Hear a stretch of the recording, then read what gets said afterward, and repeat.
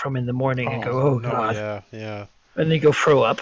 Yep. So But then you realize it's not actually a dream. I know. Oh god, no! Don't say that. And then you wake up and I'm like, oh, Like, I dreamt that I had that dream and it was not a dream.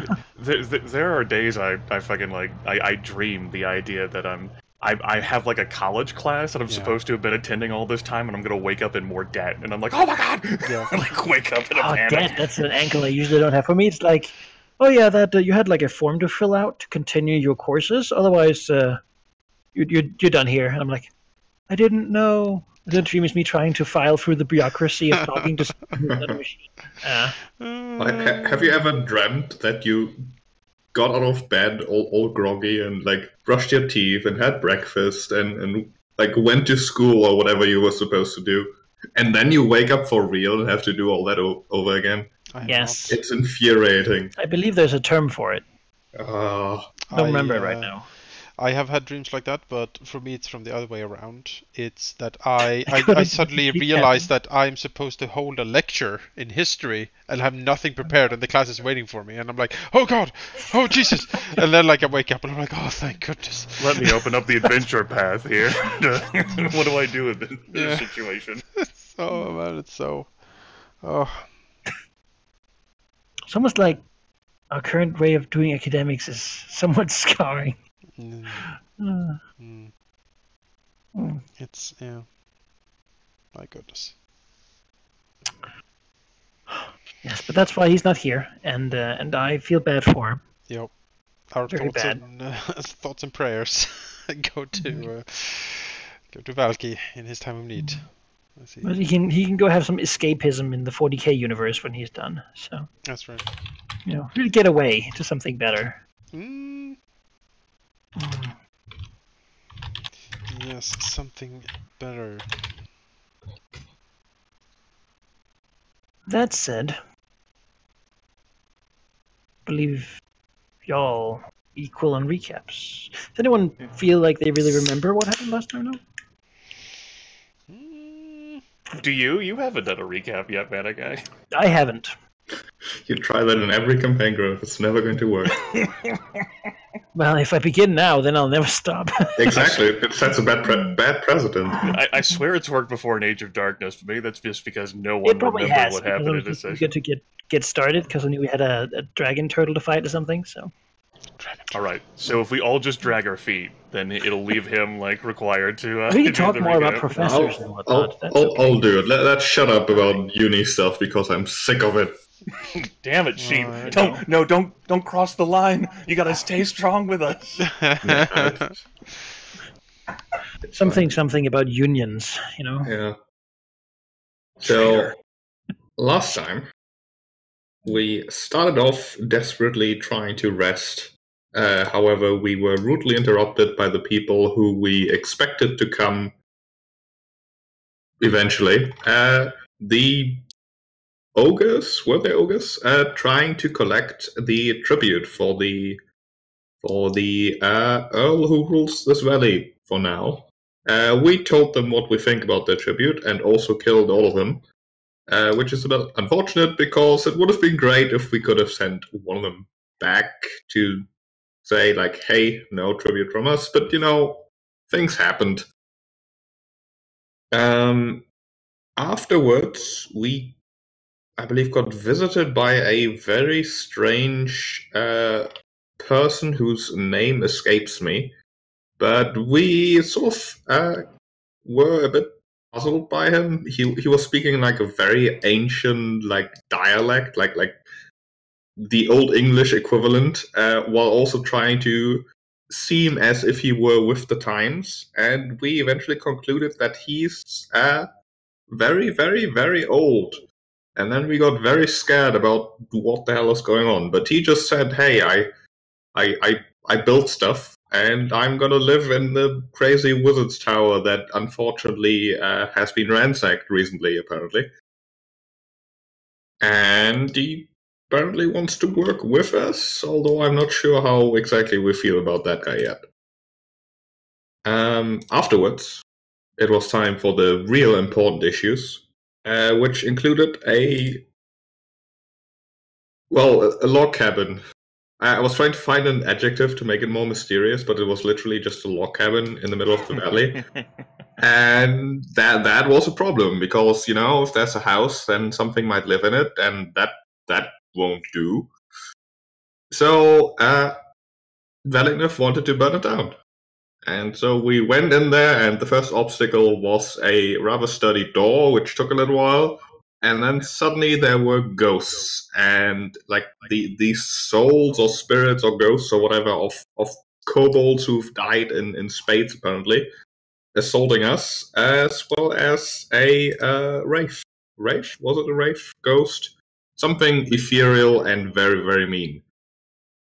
It was a battle that was underestimated by me personally, to the point where Valinov went down, and it was a terrible time, and we'll never go back there because there's nothing to go back to, because it was in fact burned down.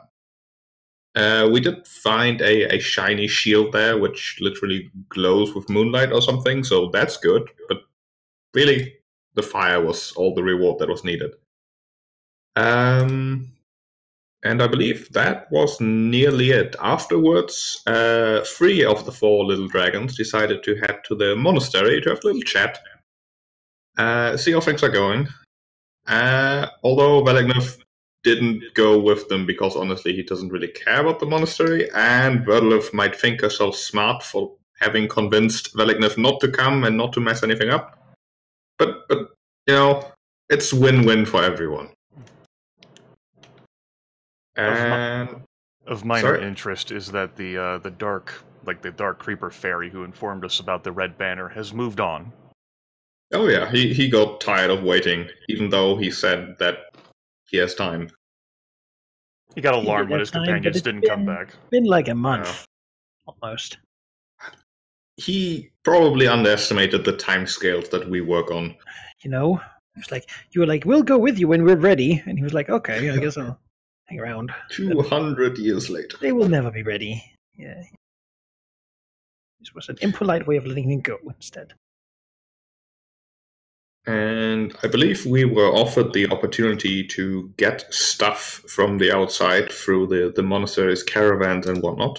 And yeah, that was about it. Yeah, so let's begin with the ever important task of discovering a hero. Because we currently have a Dragonborn warlord out looking for allies to take down these dragons who will try to become rulers of this land. And Dragonborn, he's not okay with that, because he came from a world where that was the whole issue. He's looking for someone. We have a barbarian, an orc barbarian, looking to avenge his brother with his friend, the sneaky sorcerer. And we have a Snoot the Kobold Avenger traveling around, being followed by the ever so real Dwarven Warlock. We have currently 3 parties going on. I believe 2 of them should have new party members. Do you guys have a preference? 2 of them. I think the kobold should get friends. I have no preference, and I am taking myself out of any determinations involving these heroes. I've done enough. You can take 1 each then, Jonas. Sure. As Snoot finds someone. We'll see if they actually become friends, or if it's just more of a convenience sort of thing. Mm-hmm. So you need a d20? Oh yes, 2 actually. 2. 15 and 8. All right. Oh God. So this is a poor and unfit hero.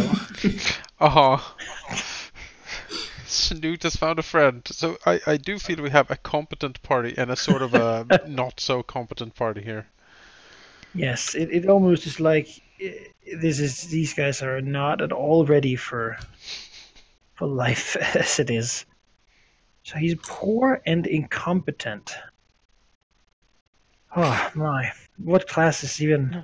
Not the only poor person, or the only poor No, hero I'll we've make discovered. it a. We'll make it a Rum barbarian here. Another barbarian. Yes, because it is a human that they met, who lived as a hermit for years, Okay. and now he has chosen to join them because he's a crazy person. And I guess the randomly generated name is Stasi, so that works fine. Starsy. Alright. So he's not really a barbarian, he's just very angry. Yes, Because he's of the an anger angry issues. madman. Damn Who's angry because Serpentine he is- Earl has taken my He's land. poor and unfit, which is He's out of shape. his motivation is that he is very angry. Alright. Yes, Sort of a very angry human, and he will join their party. sort of a teenage rebel thing going on, but he's like in his 50s and Yeah, it's a midlife crisis. yeah, it's a bit like- he got a ponytail. Oh, that whoever gets attacked by them is gonna be very happy, I think, 'cause that's gonna be just the worst group of people. All right, well, do you want to do another one, Josh? Yep. Let's see what we do. Let's see who else we can have joining us. 17 and 1. Well, well, well, well. Well, that's pretty decent. Alright, well. It is someone who's exceptional and smart, Oh well. which means that he's exceptional. He'll be one level higher than all the other heroes. And he's smart, which means that if a hero dies, it'll not be him. Okay. He's the last to die. Yes. Yeah, I love how that's worded as smart. Could be also be worded as treacherous or like That's what I'm thinking. No, he just plays the game smart. You know, he doesn't. And that's Oh, also really? not the only exceptional hero that we have. The Warlord is Yeah, we have a couple of, and he will join the barbarian and the other barbarian and the Eladrin sorcerer. Then the Eladrin sorcerer who Who is will who sell is, kill who everyone. will for who will dragons. backstab anyone at the first ability. Yes, this guy we will make something we don't have already. Let's go with smart character. Probably a controller type. Yeah, let's make it a wizard, shall we? Oh great. Wizard. I know Jonas is like, fuck, I hate wizards. I hate wizards.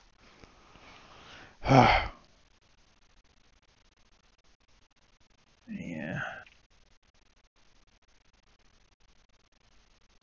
Here, what we end up with when we just use the build. Oh, interesting. We have Jin is this character's name. Alright. He is a human wizard.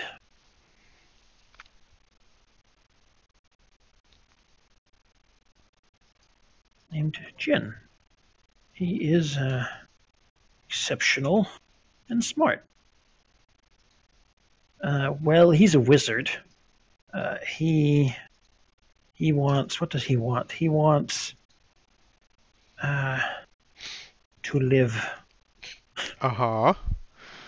and he's to in the wrong gain business. incredible power.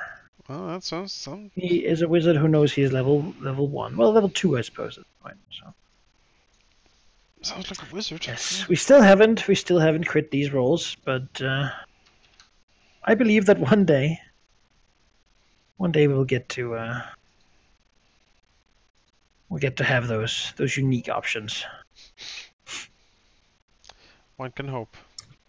Yes. One can. Oh, he has to join the right party as well.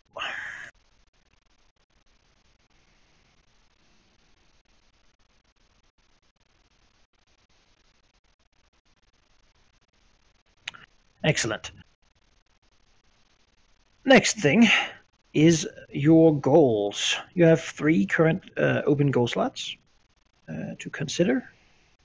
You remember your goals currently, or if not, I will put them in the Discord.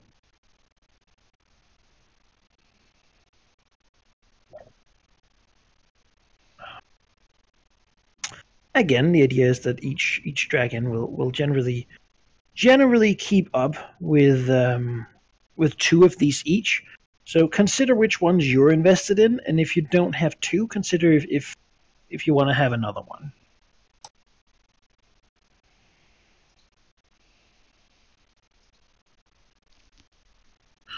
So first of all, since I think it's sort of among our goals already, clearing the promised passage was something we discussed, using outside help to hopefully do it. Yep. So that could be a goal. Yeah, it's something we're certainly aiming to do. It is, although we won't be able to get like genuinely like on the ball with that for some time. I can tell you that clear the promised passage as a whole will be a hard goal. It's, yeah. I mean, I would like to explore more of the eastern side of the valley. We haven't really gone there much. Sure. If that's what you want, then that is an easy thing, as exploring is just going there. Explore the eastern valley.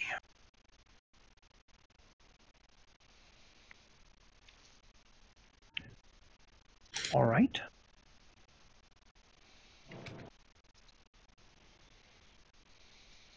Let's keep one of the goal slots empty. That way, if we don't get anything done, Valky will have something to contribute next session. Mm-hmm. He's got a goal in mind. Which leaves 1.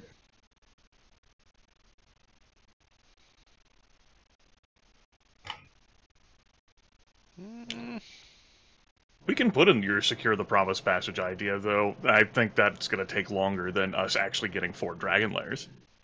Or clear the promised passage or whatever.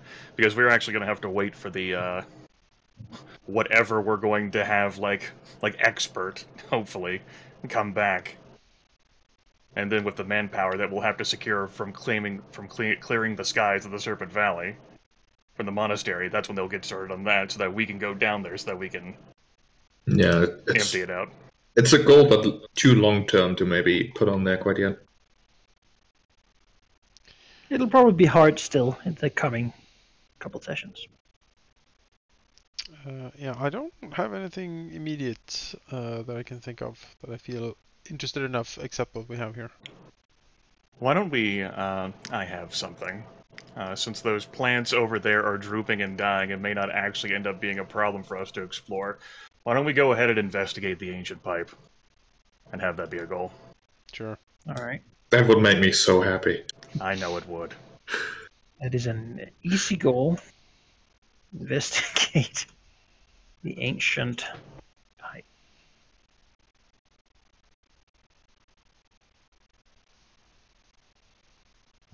Alright. Then, I don't need to post them again, do I? Do you want that? That's fine.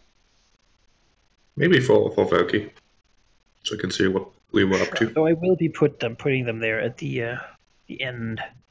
Oh yeah, that works then. I can just edit this message here though. That's cheating. There we go. It's always like this.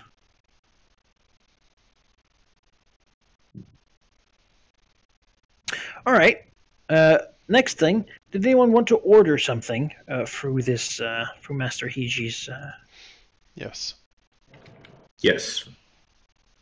I would like to. You had spoken to him about how exactly you wanted this. You had agreed to clearing the skies so that he will not be bothered by these birds, who have been more and more pesky recently. In return, he offered to let your dwarves travel home, really, or travel out of the valley at least, with his guy. That's not how I recall it. He made the offer of having the dwarves travel out before he made the request about the birds. Yes. It's true. And then if you had anything you wanted to order, then you could. For the birds, he simply offered, I suppose, like a favor. If you had any particular thing you would be interested in Yes. that he might aid you with, because it is something that annoys him. And so, I mean, you get the idea, of course, that he wouldn't want to personally apply himself too much, if possible. And if he can do something for you that doesn't make him have to do that, then generally he will be okay with it. He's not the most moral of people. Yeah, so in exchange for clearing the skies of the Serpent Valley, which, that way the birds don't bother him at the monastery, the price of that, when we do that, is going to be manual labor from the monastery to repair the Promised Passage. That will be our stated request in exchange for fulfilling his request. He will look at some of his, people walking around currently, like someone sweeping the yard and such, and he will inquire as to. No, actually, he won't. He'll just give you a smile and nod. Yeah. Okay. Manpower is something he can certainly supply. That's what I thought. Obviously, it's going to be hinging on we'll clear the skies for him first, and obviously we need time for one of the things that we're going to ask for to arrive. Mm-hmm. And then you two had specific requests. Yes, I would like to purchase a badge of the Berserker level 2. As posted in the image above. Yes. And you agree with the you pay the markup price. Yes. It's not a huge markup, all things considered. No, the item itself is cheap, all things considered, and it's very useful for the current playstyle I'm using. So it absolutely is. I think you turn into a charge machine. Yeah, I'll just run around like a blue bullet, just. Right. Yep. Flash Dragon. That's me. Do I spend the money now, or do I spend it? Give him the money now, and then when they return, they will go to his order and see if they can acquire this and bring it back. All right. Very Probably suspiciously, Tyraxus will hand over. Gold. Yes, it'll be a chest of gold, and there's it's just, he really doesn't want to, but they better not. They better not pick up the chest while he's watching, or look very happy at it. The thing is, they're gonna come back to him with bits of bone and leathery flesh. Here you go. Yeah. Oh, that'd be. Oh. There you go. It's like a leaf with a pin in it. Oh no, it works. Trust me. Yeah. All right. I don't know if Valgi has time to consider this, but otherwise we can always retcon him having something given his current circumstance. Yeah, that's a good idea. An anvil, you said, I believe. Yeah. I think he probably pauses a little bit. It's a very heavy thing to bring, but part of the reason why I want it. It's a dragon. Yeah, sure. If you will pay him 40 gold pieces, then he will get you an anvil. Sure. Most of that money goes to simply getting someone who can fucking carry the damn thing the whole way. Like a donkey or something. It's gonna be shipping and handling. It's primarily charge here. Bring me the donkey and the anvil. I have use for both. We'll see. He doesn't necessarily believe the donkey will be functional after dragging the damn thing over the mountains. That's optional. Sure. Donkey.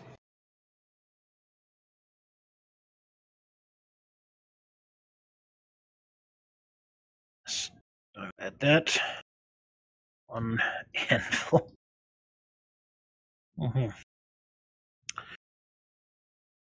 Good, and I believe that was it. Yeah. Yeah, the only other thing would probably be something that's a request better left for our dwarves, or Tilraxis' dwarves, whenever we tell them that they're leaving. Certainly haven't done that yet, but Yes. with that, Sahichi will give you his sort of customary bow, and say that it has been a pleasant visit. I will speak with Sajar and make sure that these things are handled. We will. When you require my people, simply come here, ask in a couple days ahead of time if possible. Their schedules are tight. Vertilith bobs her head, says, "We will direct those dwarves here as soon as we can." Good. He seems satisfied with the conversation, Mhm. and being a man of a few words, seems to sort of have the gate opened behind you. No. Works for Vertilith. She's accomplished what she wanted to. He doesn't usually stick around talking. Small talk. As you can leave the shadowy, gloomy courtyard of the monastery. With that, since Jonah stepped on BRB, I can speak on our behalf and say that us three dragons are probably going to return back to the encampment with Velignith.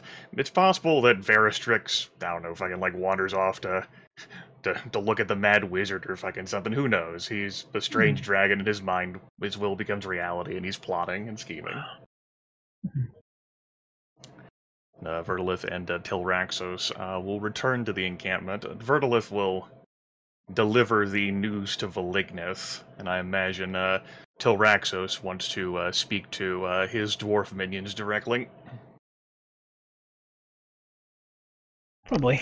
Yes, if the dwarves are to leave, there will be a very stern talking to. One thing Vertilith will bring it with Tilraxos is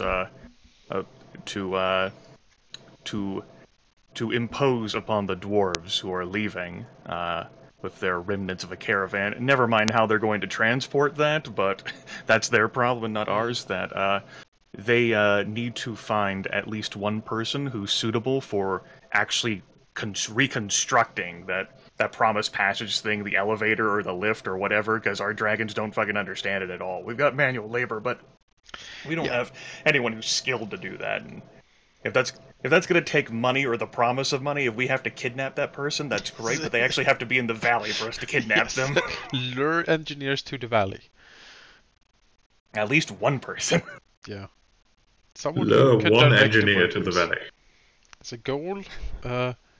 Give the What a goal. dwarves a goal. Yeah, absolutely. Hang up posters. PhD student wanted. So, enhance your career possibilities with free labor, or and you're the one who brings us back to uni, sheep. Shame. that dragon ate my thesis. He wanted to know what was in it. Wow.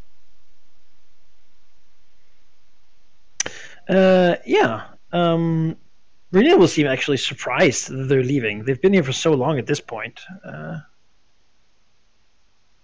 But as you approach and sort of tells, say, I guess he just informs her you will be leaving soon. Yeah, no, he will say that the time of reckoning is at hand, and that it is now time for her to fulfill her oath to Tilraxos.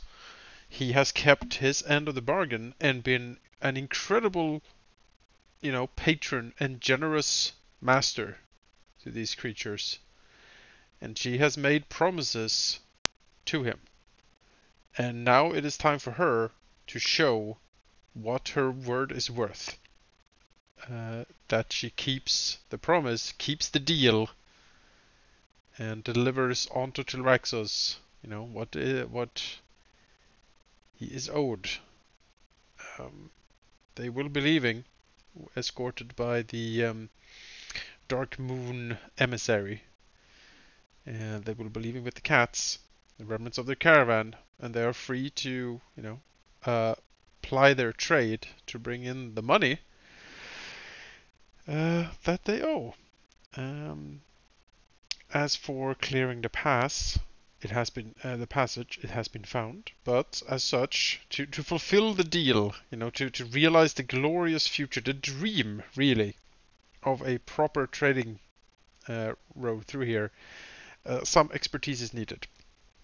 A engineer, a dwarven engineer, probably is the best, who has great knowledge of mines, how to get rid of water that has flooded a mine, elevators, pulley systems, all this kind of stuff that Taraxis, I mean, surely he would be able to understand it if he just applied himself, but why would he do that? Like, he's not a builder, he's a conqueror. Mm-hmm. And he will instruct Renella Coldbrew to find a skilled engineer and bring him or her to the valley for the dragons to acquire. Yes. He leaves up to her how to do this. The most important thing is that this creature gets here.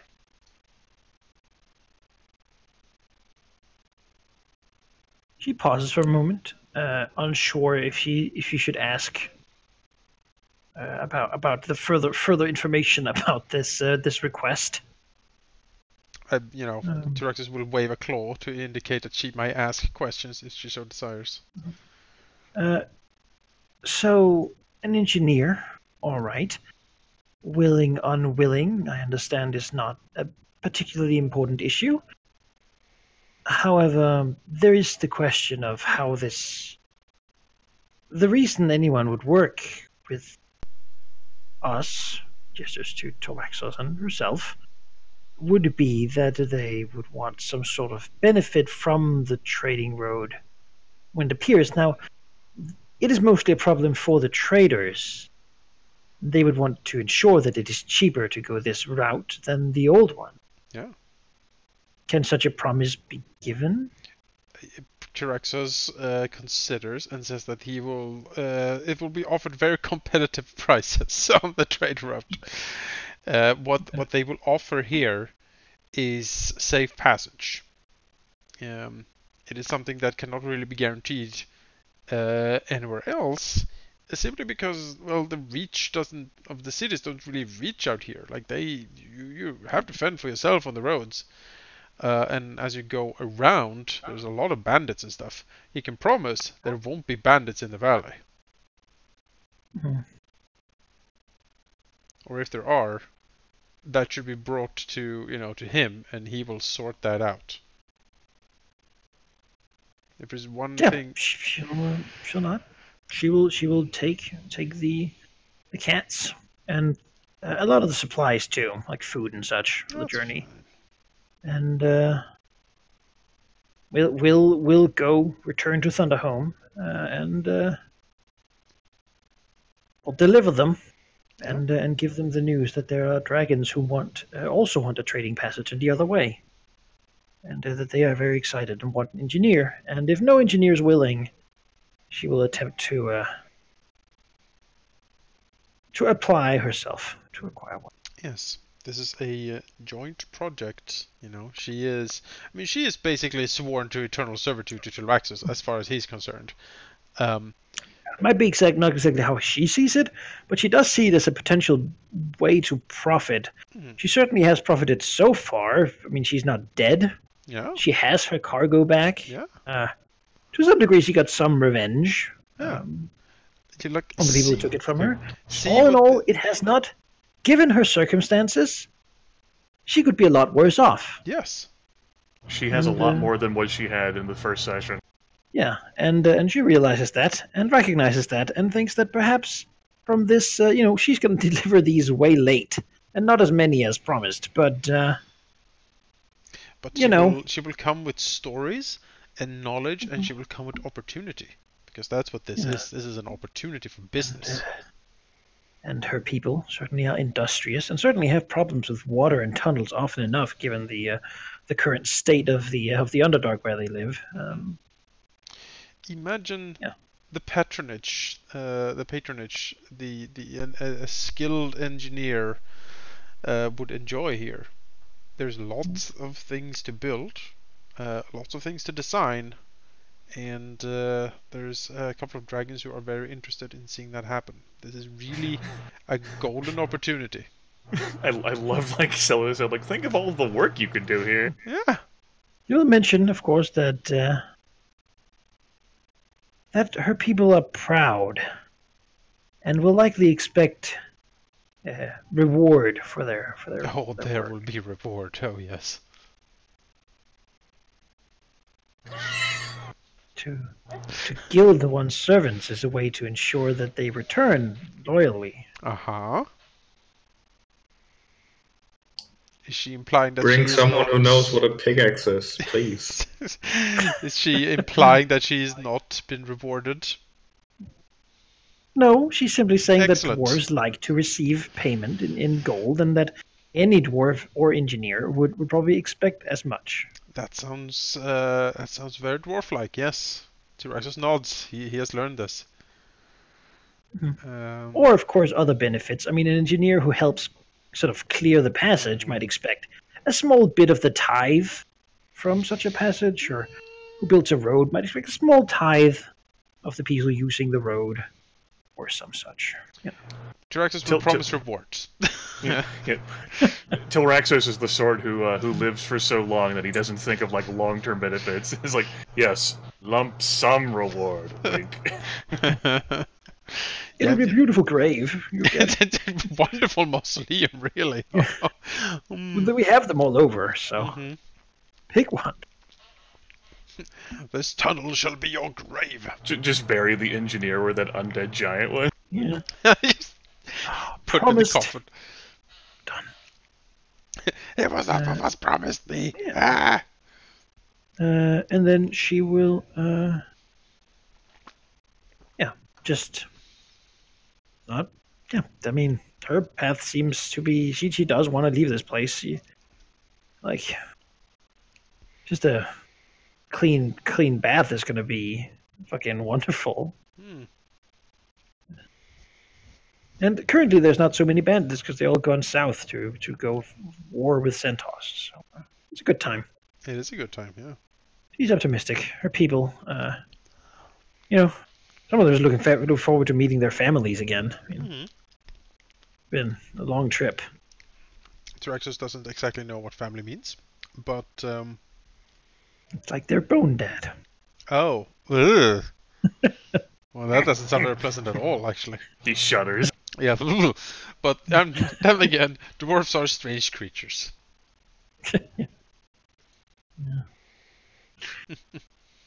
Yeah, and with that, they will. I mean, go get ready to leave, and then when they have been ready, they will leave. Tiberius, the hobgoblin. Of course, smiling wickedly. Now, no dwarf will tell him what to do anymore. He will be the new leader. Though Gaius does look suspiciously at him. Yes. We need This will not be the first civil war between hobgoblins over leadership. We need. But only one can survive. They both know. We need. They need to form like houses that can vie for our. What do you call House of it? Gaius, House of Tiberius. Exactly, and they vie for our favor. Reno's also just Civil happy war that between minions. the reckoning that was coming was not that whole attempt to replicate wars. Well, civil war sounds so bad. I prefer just healthy competition.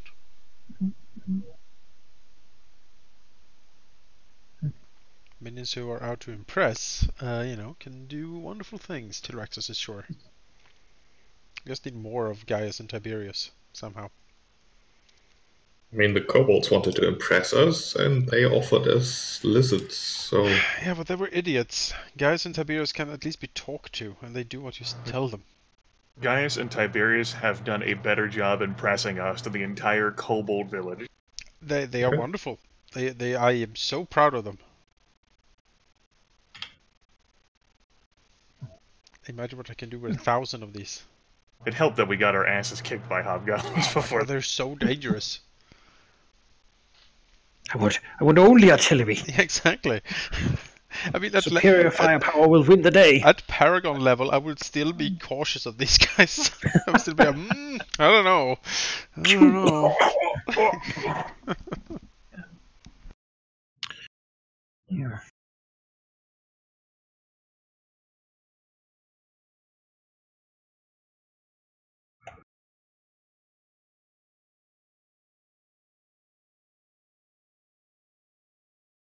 So then, Yes.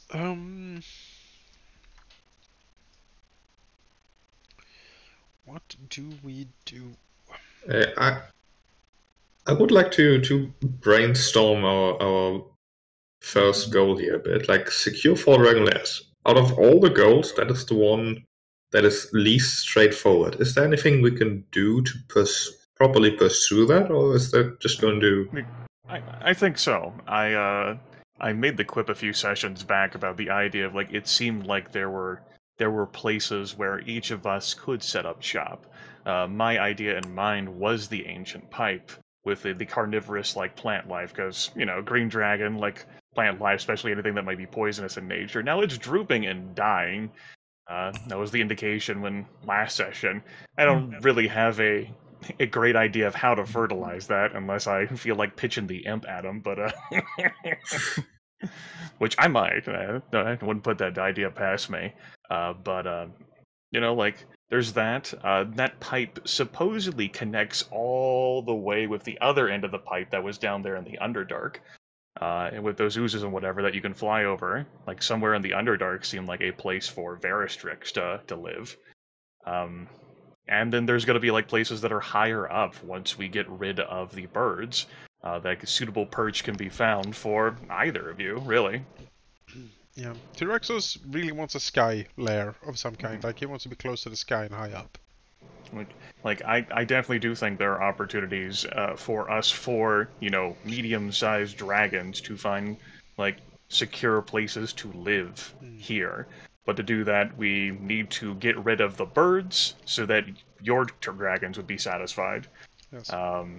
And my character wants something that's verdant and lush with wildlife, which is not currently where we are. Right. It needs to be in the actual greenery with that fertile land. Yeah, so, yeah, like the green, fertile, swampy, maybe. No, like not those. swampy, that's black. Oh, okay. Where would Valignith, like, has he found any place he would like to live? So, Valley? well, Valignith... I'm just going to talk from my perspective, I think. Because there's a couple places where I consider would be nice. Up high, because it's warmer, presumably, nearer to the sun. On the other hand, that's not really where he will be able to do his thing. There's also the option of doing it underground somewhere, like mine or something, but we haven't found anything close to resembling like something that could actually produce the resources Valignith eventually would want. The other option would actually be in the Promised Passage. Like, it's accessible, which means trade is going to be possible. And also it has like all this old machinery which intrigues me, like water wheels and whatnot. That could be cool. But there's no single place where I would say, yes, this is it. There was talk about those like floating mineral rocks like outside of the valley. That sounds neat, but that doesn't sound like an immediate goal. Those on the other side. If you look at the world map, really, the Dragon Coast map, you can see them. Out here, a giant. Basically, the ground exploded. That's a lot of them. The ground exploded, throwing all these bits of land and bits of the Underdark. Like several layers of the Underdark exploded up. And now they're all like floating about around, while if you fall down, you fall several layers of the Underdark down into a giant underwater Black Sea. You don't like return from there. But that is a place, and a lot of these come from the Underdark. As such, they have tons of wonderful minerals in them, and and everyone kind of wants them, but they're also full of horrible things because when they exploded, it was an explosion of blue fire, and so a lot of monsters and beings are sort of mutated into horrible creatures from the closeness to fire. So if you want access to them, you either have to wait until the pulley system has been repaired and like the water has been emptied, and then we actually go down there and begin like scouting and clearing that out, or we have to go over, which we can't do until we claim the skies of the Serpent Valley. One goal that we could work towards this session is actually fighting more giant birds. Yes. Yeah, I don't think going to those floating rocks and whatnot is like a good It's a long way away. place. It's a long way away, and if it's full of evil and terrible to access, it's probably more going to be an area where Valignif will take stuff from rather than actually live. Sounds more like a Verstrix area, if anything, because he's so underdark. In the future, we will not be confined to this valley, but for now, just due to our power and situation. How many birds do we estimate are in the valley? Well, probably. It's hard to say. Could you give me like a nature check? Maybe. Let me find out.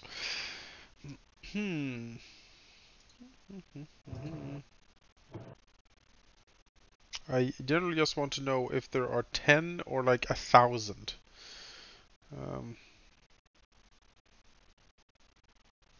Well, there's not 1,000. Okay. And there's probably more around 10. We can They have take pretty 10. long range, and they Not at the generally same not a lot of time. them stay at the same place at the same time. They sort of play about, but their nests are generally the place they go to sleep. We have killed 3 so far, I believe. If entrepreneurial speaking, what we can do is actually, for the first time, actually take the fight to one of those nests and fly up so high that we end up challenging, like, at least one of the birds. It puts us in the air, which normally a dragon would be great with, but in this particular situation, our lethargic dragons will not be superior to aerial birds, but like it will prevent them from easily escaping us. And actually take the fight to them. I'm sure they're not used to fighting in their nest. 18 nature. Nests are also flammable. I heard. Yes, you believe that these birds are apex predators. They're very strong and they're very big and powerful. And from the look of it, there's less than a dozen. All right. You're looking at around 10 at most that the valley could sustain. And now it could probably sustain a few less after you've been through it. You know, Well, so they're sort of out competing one another. in that case, hitting some of the nests might be a good idea, especially if you can find isolated nests. If they're apex predators, they might not like to nest too close to each other. Yeah, we wouldn't ever be fighting all 10 of them at once, just due No, to the that very would be- nature. It's like we're apex predators. Dragons usually don't stick together like we No. are. Unless they have a curse on them as well to I mean, make them they stick might. together. Who fucking knows what Yaffle thought of? It's a bag of birds. Backup birds. Yeah, but yeah, if we can isolate like 1 or 2 of them at a time and like slowly work our way through, that might be something. I am worried about the mobility thing because they are so much quicker than we are. It's just gonna have to be something that we have to live with. Yeah, I know. Like there's no unless you can think of cunning ways to somehow trick all of the birds to come at you. Yeah. No, I'm also just thinking strategically for this session because we don't have our controller with us, which would be a lot of the lockdown we would need to actually at least I would need to get to these birds. How about we do it like in prison? We find the biggest, meanest bird and smack him, and all the other birds are going to be scared. I don't think that's how it works. You have noticed a particularly large one that seems to hang around by the nests only. It seems the other birds bring it like tribute. Mother bird. See? We could be the bird. And like we have lockdown to some extent. I can lock a bird down. I demonstrated that when we fought the birds. Yes, you have your pulley thing. If we're fighting them in the air, it's a long way down. Whee! Like, we can do that. High up. We can go further towards the east, which my understanding is going to take us further away from the birds. To explore that as you wanted to, we can go look at the pipe. Yeah, let's see if we can clear up some stuff close at home before we head out to new areas.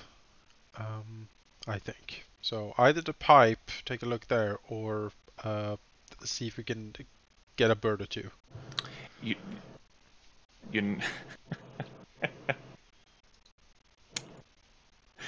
I think strength moves the world. I don't think Tilraxos has any interest in a pipe. I think the idea of that meanest fucking bird and beating the shit out of the meanest bird so that Tilraxos becomes the meanest bird is the way to go. Oh yeah, for sure. I totally agree. Fuck the pipe. What's in a pipe? Nothing. There we go. The compulsion well spent. Well invoked. Yeah, let's go after the alpha bird. Sure. You travel along the southern edge of the valley here, past the burnt spot where in the hills, past the burnt spot where there was a cabin, past the burnt battlefield where there was a kobold tribe. A lot of burning things here in the south, really. A lot of scorched sort of areas. Have you revealed the truth of the earth? Water has blocked out the flames from spreading any further, but that's good. Yeah, sort of the land up here in the highlands is very dry, and a lot of that has sort of withered at this point, burnt down. Moving up this incline, you sort of see the steep cliff here, where you can see the great bird's nests sort of high up. It seems that the rock has sort of natural crevices, where the sort of nests are tugged into. So the birds sort of sit halfway into a crevice and then like hop out to fly and basically just throw themselves into the air to take flight. They're certainly hard to get to. If you couldn't fly, it would be a hell of a climb, probably a hell of a harassed climb. Like a good reason that nobody has wanted to deal with these birds before in the valley. You would just be plucked off the side and thrown down, most likely. But you do fly. It means you can get up there. Birds are like, that's cheap. I don't know how to do that. Our natural defenses mean nothing. They certainly seem to have a sort of an animalistic superiority idea. When they've seen you before, they've always tried to eat you. Now we're morally obligated to. They seem to just assume you're food and not really accept any reason for why you wouldn't be. Even when you begin murdering them, they seem to not really get it. They're not smart enough to get it. Yeah, put up like scarecrows made of their flesh. Stupid birds!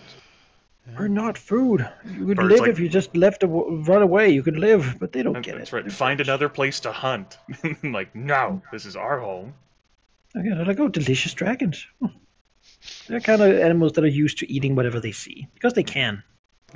You know, in some ways, they're not dissimilar from dragons. Yeah. That there's more of them. Yes. But it's okay because they're inferior. Sure, you can fly up. Are you trying to be stealthy about your ascend, or? I think that was sort of the plan. Go in sneaky, right. strike hard, and see what we can do. has in the cabin found a notebook by that bed before it got burned, and he's very curious about that. So he's going to go read it. Sure. Maybe he'll have something to tell.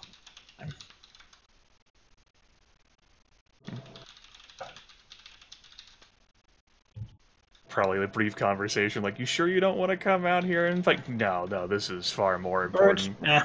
No. They fly. He's not interested in that. Yeah. Flight. True dragon lives in caves where flight can't work. He knows. Flying don't work. And because he knows it, it's the truth. In theory, he'd be picked out of the air by the birds who wouldn't take his sass, but he knows that would have never happened now. He already killed the birds. They're dead. You'll to see him. when you get there. Yeah.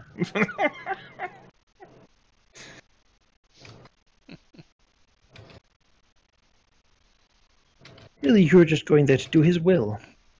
All right, let's see stealth checks then to see if you can sneak up to the to these places. The birds are pretty good spotters, as it turns out, but maybe you can be even better. Did better than Valignith. That doesn't look like. I don't The think shield is like clong, Alexis? clong, clong. I don't think it matters what I roll here, but I shall endeavor to do No. my best.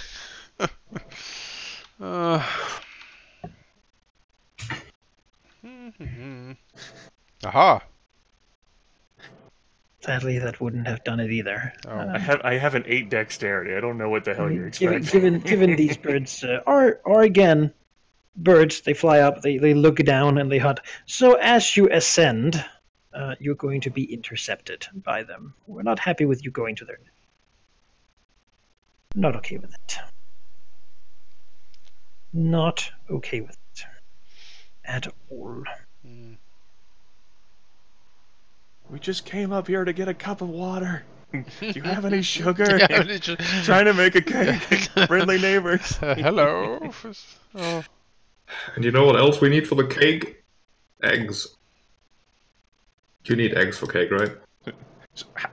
Yeah, depends on the. How far up do you want to say we are? Because this doesn't seem like a situation where we're only 10 feet up now, Manikai.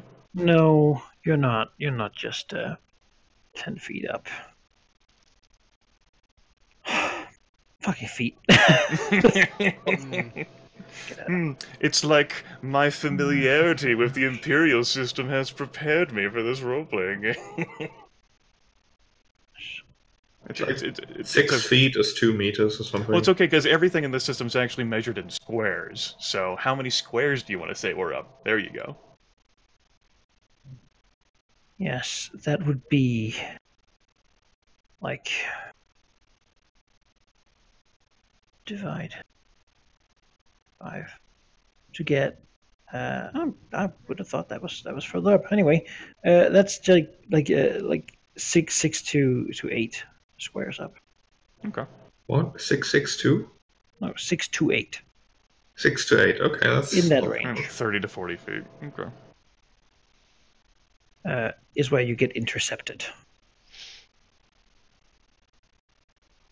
It won't be a long fall, at least. Hmm? I said it won't be a long fall, at least. Not yet. The nest are further up, but you didn't really do a great job of being quiet about it. Quiet. As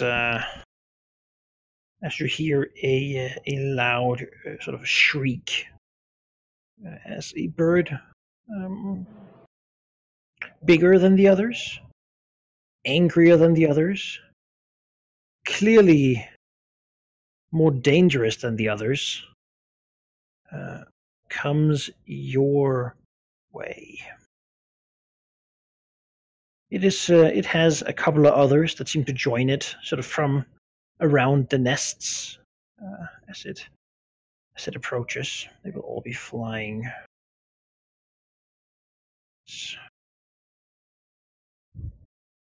Roll initiative, because they certainly do intend to kill all of you and feed you to their young. That is what they want to do. God, look at that. That's some pretty decent initiative rolls for them. That is definitely some initiative rolls for them, yeah. Let's see. Where did it get? There we go. Okay. Sort. And this hunter a little faster than Rawcry to go in. That's okay. It wants to show off its abilities. So it will do a diving charge against Jilraxos. Hooray. Moving over here, and with its range, we'll try to knock him out of the air. Oh my! That certainly hit. Yeah. Oh That's my! a lot of damage. Yeah, This as is what the they did, claws man. Like, don't you rip remember? into the dragon scales. They're razor sharp. This is More than half my hit points sharks in gone. the air as it rips into him, knocking him prone, which means he falls his fly speed down, which is luckily not that far, I don't think. No. So if you're flying, you safely descend a distance equal to your fly speed. If you don't reach the ground, you fall.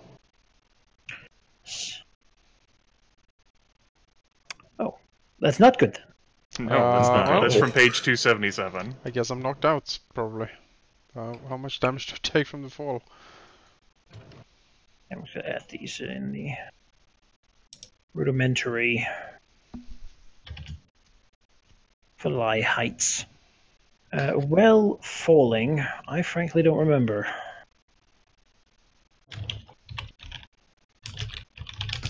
Let's see here. Falling, page 284. Falling D- damage. D10 Every for each 10 10 feet feet. is 10 damage. So how much is your fly speed? 2. 2, and you're 6 up, which means you fall. I take 40-10 damage. Alright. No, each square is 5 feet. Yeah, and you Take first 2d10. descend Ah, 2, right. so it's 4 left. Yeah, 2d10, yeah. that's right. You can roll it yourself. 14, so 30, 40 damage. I'm almost dead. I have 1 hit point left. As the bird basically rips into his wings, forcing them back, and then like chucks him down like a basketball. I'm just gonna leave. Walk away from this. Onto the ground. The part where we tell Valky that the campaign is over. Warcry, the massive, empowered beast, spreading its wings and flying towards Verdlith to see if it can. It will do a. Yeah, I don't think it's particularly intimidated by dragon. It'll try to move here. Attack Verdlith with a Talon attack. That misses. Yes, that is not a hit. As it perhaps a bit overconfident has approached. And that will provoke, we'll go ahead and utilize my immediate reaction, my Persistent Harrier attack. Where an enemy hits or misses me with an attack for the first time during an encounter. 25 versus armor class. 25 does hit its armor class. Verdlith will slip the bonds of space and appear right next to Roarcry and hit for 14 damage. All right. The strike appears as its eyes shift to Valaknith. One dragon apparently defeated, or I guess like smashing its back with its tail. One of these hunters will do its diving charge against Valaknith. Don't. Rude. It's a mess. Yeah, that is a miss. To mark used to, so that I know to recharge it. Alright. Means it's still Rexus on the ground. I mean, You should get a back up here because I can do things. Don't it you? will take me 4 turns to get up there. Well, Probably. time to get started. Unless I get hit again, because then it takes me another 4 turns. Well, T-Rexes will get up. I will use Draconic Virtue to generate some temporary hit points. Hell, you might want to fucking use your second wind. Yeah. Yeah, I think I'll have to do that. Like, I don't... I mean, Bird seems finally happy with attacking you on the ground. That's kind of what they prefer. That's not my impression at all. I will use my second wind.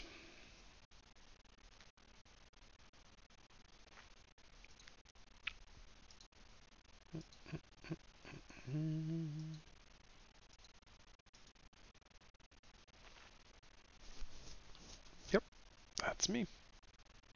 All right. Did you fly up as well? I can't.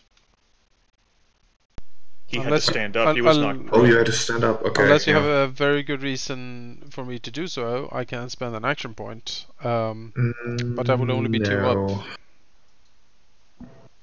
Okay. My turn. I'll go ahead and yeah, standard action. I'm going to go ahead and debut the Living Fortress attack for the first time. For my daily that I replaced the Steel Unity Strike with. As you lash out at your foe, a shroud of rock and scree rises from the ground to protect you. As a Verdalith rears back with her entire body. 24 versus armor class. That hits. For all of that damage, 26 untyped damage. Woof! And until the end of the encounter, I and adjacent allies have cover.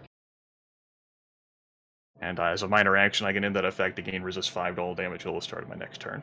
All right. I believe cover is a +2 to AC. Yep. Cover is a +2 to my You certainly have Warcry's attention. As it sort of does a whirl in the air, wobbling from the strike. All right. I imagine all this rock that's like ripped out of the Yes. cliffs. Now I will go ahead and let's see. That was a standard action. As a minor action, I will utilize my Battle Mind's Demand to mark Roarcry.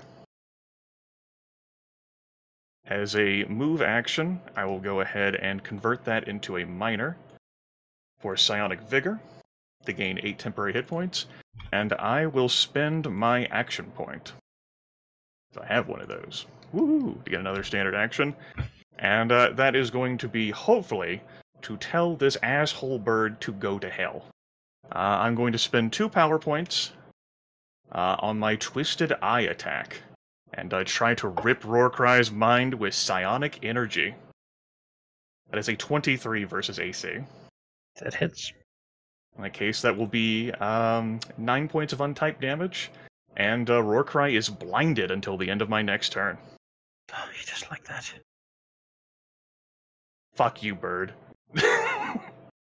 Well, that's a move, minor, standard, action point. I'm spent. It's the end of my turn. Angry Screech.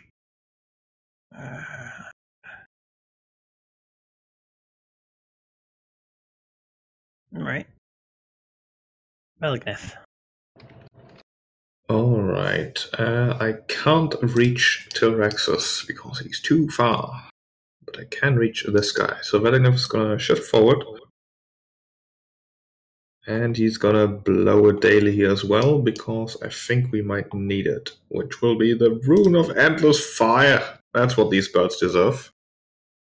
And he is flanking. So You have combat advantage anyway, because he's blinded. Oh yeah, okay. 23 for 18 points. Yep. Oh, I screeches as is bloodied. +2 damage. I'm going to... Will I save the action point? Can you hear No. me? You're out of range. I can't reach you. What's the range over here? It's 5. Oh, You're I 6 thought it was down 10. and like... No, it's 5. But I can maybe grab this other bird's attention. No, he's completely out of range. It does seem that Roarcry is calling them to him. That's okay then. Just Not enjoy this treatment. put as much damage on him as possible. Go ahead and use that action point.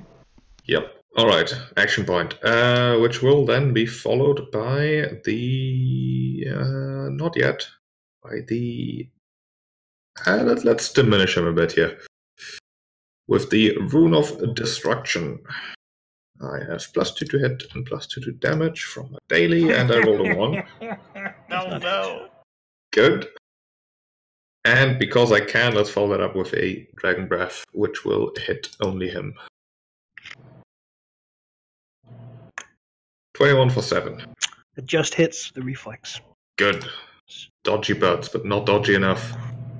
He's big and tough and scary, but he currently has like a dragon on either side of him, and even the scariest of big birds do not like that situation. These lizards are being cruel, and they're here to steal the eggs and do not allow it.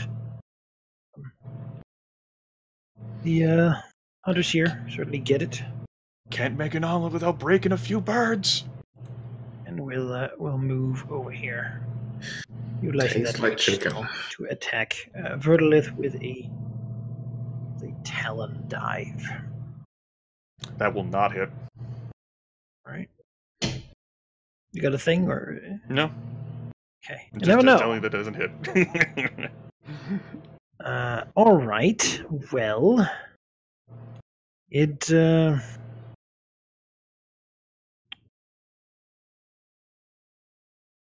Warcry is a powerful creature and has a lot of things it can do. Which means that the first thing it'll do is to use its encounter power, known as the Ignoble Escape, ending the blinding effect and shifting 6 squares. Okay. Sure, why not? Nice. So it ends the blinded effect, it shifts 6 squares, an adjacent enemy marked by me shifts, and I teleport to any square adjacent to the triggering enemy. As it flies away, preparing to dive, charge back, and then there is Verdolith. Bending reality with the power of her mind, appearing right next to Roarcry again. Fine. That's how this creature wanted. It'll take a minor action to do its bite attack, because Verdolith is right next to it. As it reaches out its beak to That does not hit. No. All right. Well, it has its action. She's close to it. It wants to do as much as possible. It'll use its double attack to make 2 talon strikes against an adjacent foe. Basically, it doesn't like people being close because it has reach and it likes to use it. As it will strike out. That second attack will hit. All right. Then, because it is bloodied and it's time, it'll blow its action point and do it again. Okay. Team. I'm left with 7 hit points. And that'll be Roarcry. Go. All of you are so thoroughly out of range. You're not And this- surprised by that, are you? This dragon is still there. This bird, though, happy to just get this one, the glowy one. It'll do a talon dive. Striking. The shield does not save me. 14 damage. Trollaxos. Well, I will fly. And I can fly too, so I can fly here, and then like, how far up is this? 6? There's 6 up. Uh-huh. You can fly diagonal, so you can be 2 up if you want. Okay, sure, I'm 2 up. Which means you're 4 away from it. That's not helping much. Yeah, I'll just have to double move. I can't really do much else, unfortunately. Yeah, that's me. Right, so that'll put you at 4 up. Yep.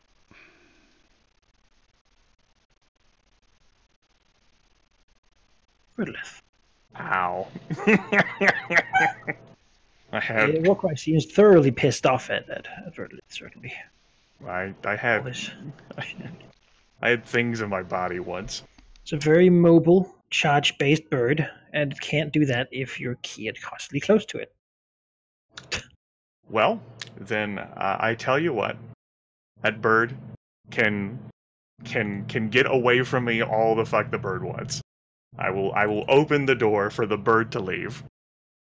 As a standard action, I'm going to spend my final remaining power points. I have 0 left on a Lodestone lore attack.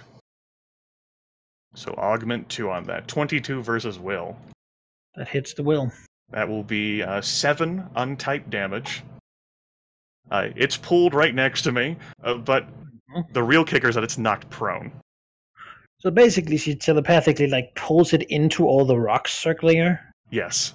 And it sort of flaps back and falls down its fly speed safely. So it lands on the ground. Yes, but it can only move to squares that are adjacent to me. Which means that it can't fall all that far. Well, Or- it can only move. Like, it has to fall. Like, Yeah. I don't defeat gravity. But it has to go back to next to you. It can only move only to squares that are adjacent to me. So yeah, prone, on the ground. But it doesn't. It has a fly speed that's high enough that it can just It's fall down. knocked prone. My ability knocked prone. mandates that it's knocked prone. Yeah, it descends because it is prone. It doesn't. Mhm. It wouldn't go prone because it falls. Yeah, it falls right past Hoaxos. Bye. It's Vertilith, like, basically, like, she thinks to herself, like, fucker wants to get away from me? Fine, go away. And as a move action, let's see here. Could you shift here? I was, yeah, sure, whatever. I'll, It's in the air right now, so. I'm in the air. I will fly 1, 2, 3, 4, basically like fly over Tilraxos, like here. And As a move action. as a move action, because I only use my standard action. No, I Yeah, don't. but your fly speed. Yes. I move here over Tilraxos. And as a minor action, I'll try to breathe my dragon poisonous breath at Hunter 5. Sure. Okay, that's That hits. more. That's 11 Nice points of damage. poison damage. Alright. 11. What? Wasn't expecting that. All right, cool. That's the end of my turn. Maligneth. Alright, let's see. I don't have enough actions for this, but I can do a lot, presumably. Valinor's gonna double move like so. Are you provoking 2 attacks of opportunity by doing that? I assume I'm only provoking from this guy, but I will be provoking. I don't know whether like this guy. Oh, they yeah. they don't threaten with their reach. They just Ah, All right. With a amazing. special attack, they have to do it, though. Or Alright. just their base attack, but no. It's just. Right, Valinov will go here. He will hopefully smack the shit out of this bird.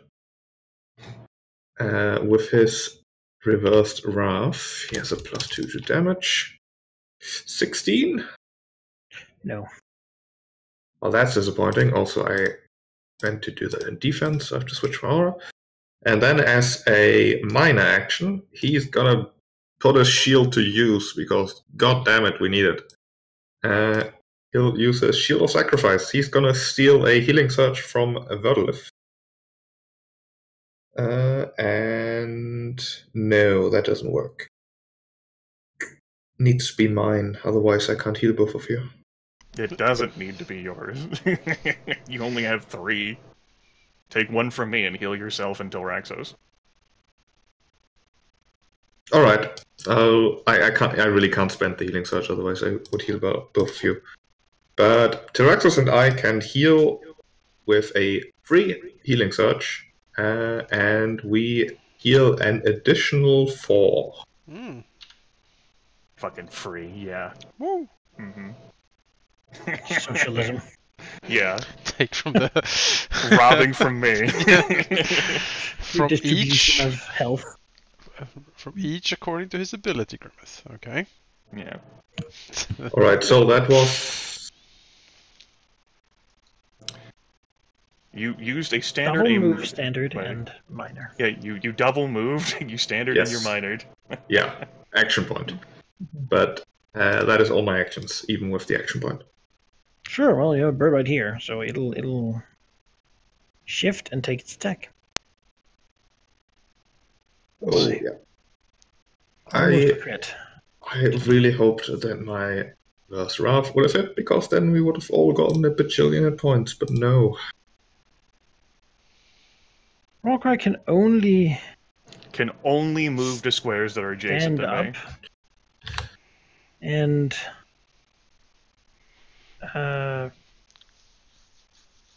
yeah. What else is it gonna do? So it'll move up to fly back up there. He's coming back. Yes. Just like shoots past Tilraxos. Actually, does that provoke if you shoot? No, he doesn't shoot Yeah, past. it would. Yeah. Alright, then I'll take a swipe at him. But Fuck he you. has to, because he's lured by the lodestone. He is lured. Mm-hmm. Let's see. Wanted to get away from me. Could have just blinded him again, but no. He wanted to be away. 19 AC? No, that misses. Alright. This one, well, its target kept leaving, so go here and do a talon dive. That's Tilraxos. Well, This is exactly the spot where I didn't want to be in. he will. Maybe they all. Yeah. It's destined. Shoot. Let's see here. Can I like move underneath the bird and charge up, like in the bird's butt? Sure, you can also charge from where you are if you want. Yeah, but I kind of want to try to get on the other side of it, so Okay. get like a combat advantage thing going, maybe. Just, yeah. Kind of like, yeah. I'm like, eh. Well, the ease of it. I'll put myself here. He's 6 up, so I'm charging 2. Mhm. Or moving 2 and then charging. 6 up. Okay. Well, let's see if I hit. Charge.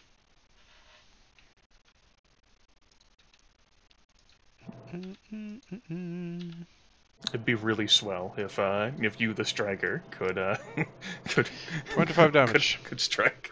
That hits, yeah. Yep. I will add the Dread Smite as a free action. Thank another you, merciful 5. heavens. And 5 ongoing. After that, I shall spend my action point. Oh my. Yeah, because, yeah, pissed. Your token shows that you don't have one. I should have one, I think. Didn't you use it against the ogres? I don't remember. Maybe I did. Yeah. I suppose I did. Well, in that case, We had 2 fights last session against the ogres and then against the wraiths and you know the wraith and like the wisps. Yeah, I so didn't- You would have gotten one after the second Yes. fight. Yeah, I didn't Yeah. spend any in the Wisps fight, I'm pretty sure. Well, you would have just gotten one because yeah, of we had a milestone, so yeah, Alright. you would have had one. Yeah, in that case, I will spend the money I You got. should highlight. With Blood of the Mighty. See if I can hit.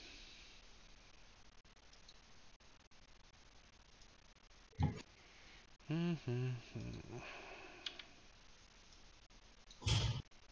26 versus AC. That hits. Oof. Yep. A lot of damage. 34 damage. Die, bird, die. 4 weapons. Yeah, 4 weapons. It's reliable. Tell us what this charge action point situation looks like. Warcry is already like hurt.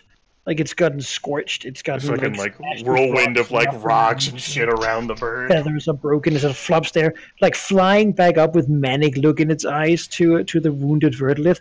It knows it has like this dragon is wounded. Now it's gonna get its final revenge. Nobody does this to it. Mm-hmm. Yeah, no, it's Tyraxos sees the setup. He has seen this before. The sort of blind madness that Verdolith seemingly can inspire into creatures. As it charges past, you see like the magic gleam in its dumb eyes. He'll take a swipe at it, rip a big chunk, and then he'll charge after, like flying as fast as he can, which is not very fast, but quick enough for him to actually charge. And he just slams in with his horn in the back of the bird, and then, fueled again by the absolute indignity of being knocked to the ground for the upteenth time, he just goes berserk. Just clings onto the back of Rokrai and just tears into the back of him with his jaw, blood spurting everywhere. He rips the wings off of it and just howls in absolute fury as the broken thing crashes onto the ground, looking around at the others, like blood all over his face, and just hunger and death in his eyes. I do believe I have a minor left, which I will use to shock that bird next to me. Blood Eagle Hunter 5, I'm pretty sure was the one who actually spiked you down volleyball. So. Yeah. Let's see if we can do a little dragon breath here. Try to hit these bastards with a reflex. Zap. 18 reflex? Nope. Yeah. Doesn't do it. Oh well. That's it. That's Telaraxos. Verdolith as the defender is pretty glad that the striker could have an opportunity to deal damage, because it's a fucking miracle she dealt that much damage to the damn bird. You did lots of damage to her. That's very impressive. It's a damn miracle that I did. As a standard action, I am going to use my second wind and regain however many hit points I regain. 14 rate. I can have 21 hit points. Woo! Spring break! And 8 out of 13 recoveries. Move action will take me to here, and as a minor, I can utilize my Battle Mind's Demand and mark Blood Eagle Hunter 4. That'll be the end of my turn. Alright. I like this. Velignev is gonna fly here. And since we did have a milestone, gonna think real hard about his nice jewel to regain one of his encounter powers, which will once again be his reversed wrath. He's gonna wrath against this bird right here. Hopefully hit this time. No. Okay. That will not hit. Well, that was move minor standard. Symbol of terrible rolls. That would be so good because it would give all of us so many hit points, but no. You could use this diving charge situation again. So yes, it has its diving charge. If it can now be allowed to charge, that's a different question entirely.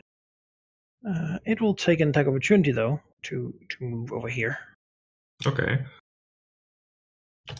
Smack. That does hit. As it prepares to do another charge, throw someone to the ground.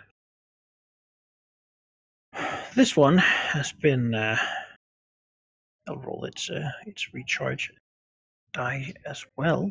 No, it does not get anything. Then it'll simply shift over here and attack Verdolith with its talon. That will not hit. Telaraxos. Aha, opportunity, Telaraxos thinks. As he will move here. Let's see here. Move and charge. Yeah, it's going to be a move and charge for sure. Can you end here? Yes. Okay, I want my aura to do something. There you go. Like, at some point. Yes. Telaraxos charges to here. It smashes into the bird. Now, since he is a cunning stalker, and the bird is not adjacent to anything but Telaraxos, he gets combat advantage. Because he is adept at fighting things solo. So let's see if I can hit it with a charge attack.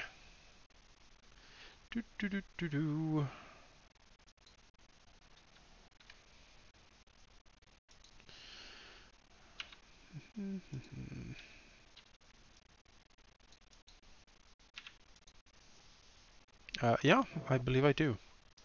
That would hit many things. 26 damage. I will apply the Dread Smite as a free action for additional 5 and 5 ongoing. Hooray. Hooray!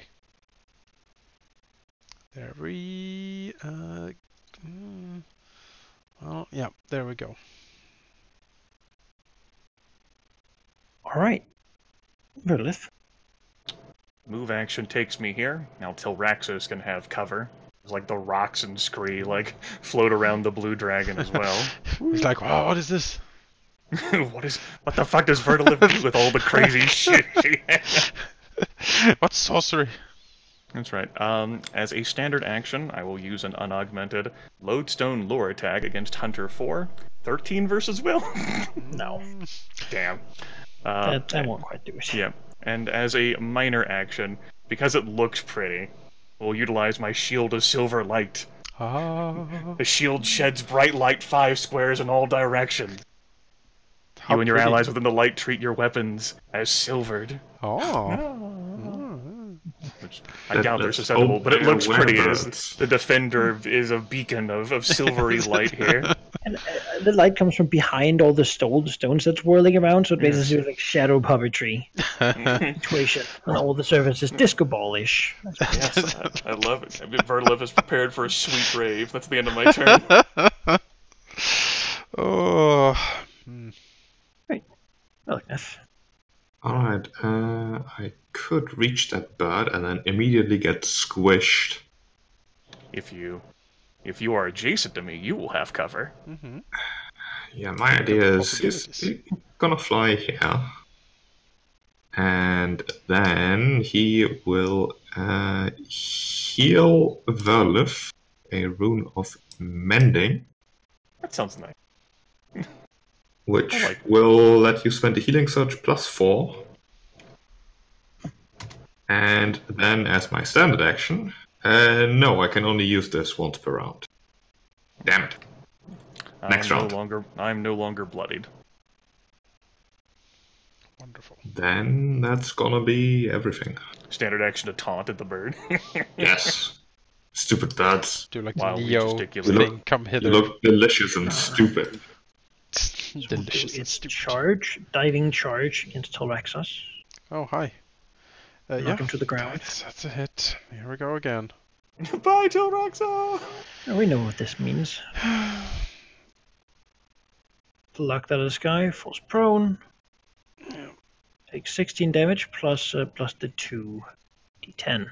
Yep.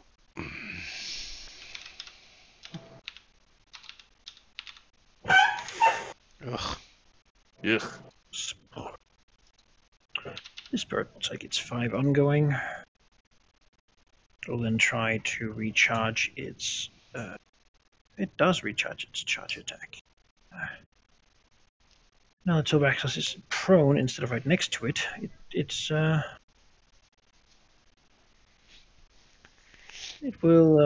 shift back, and then it'll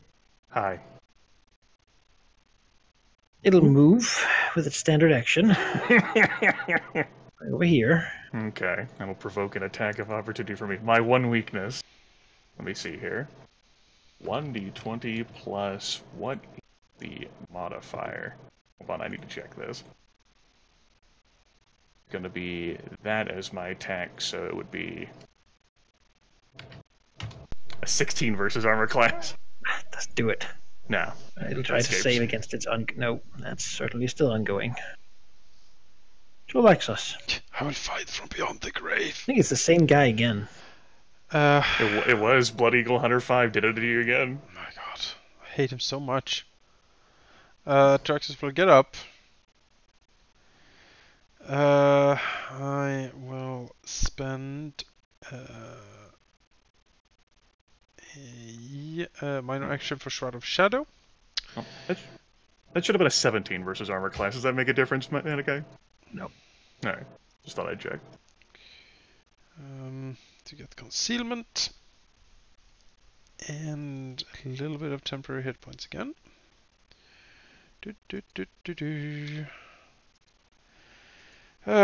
And then he will slowly fly up.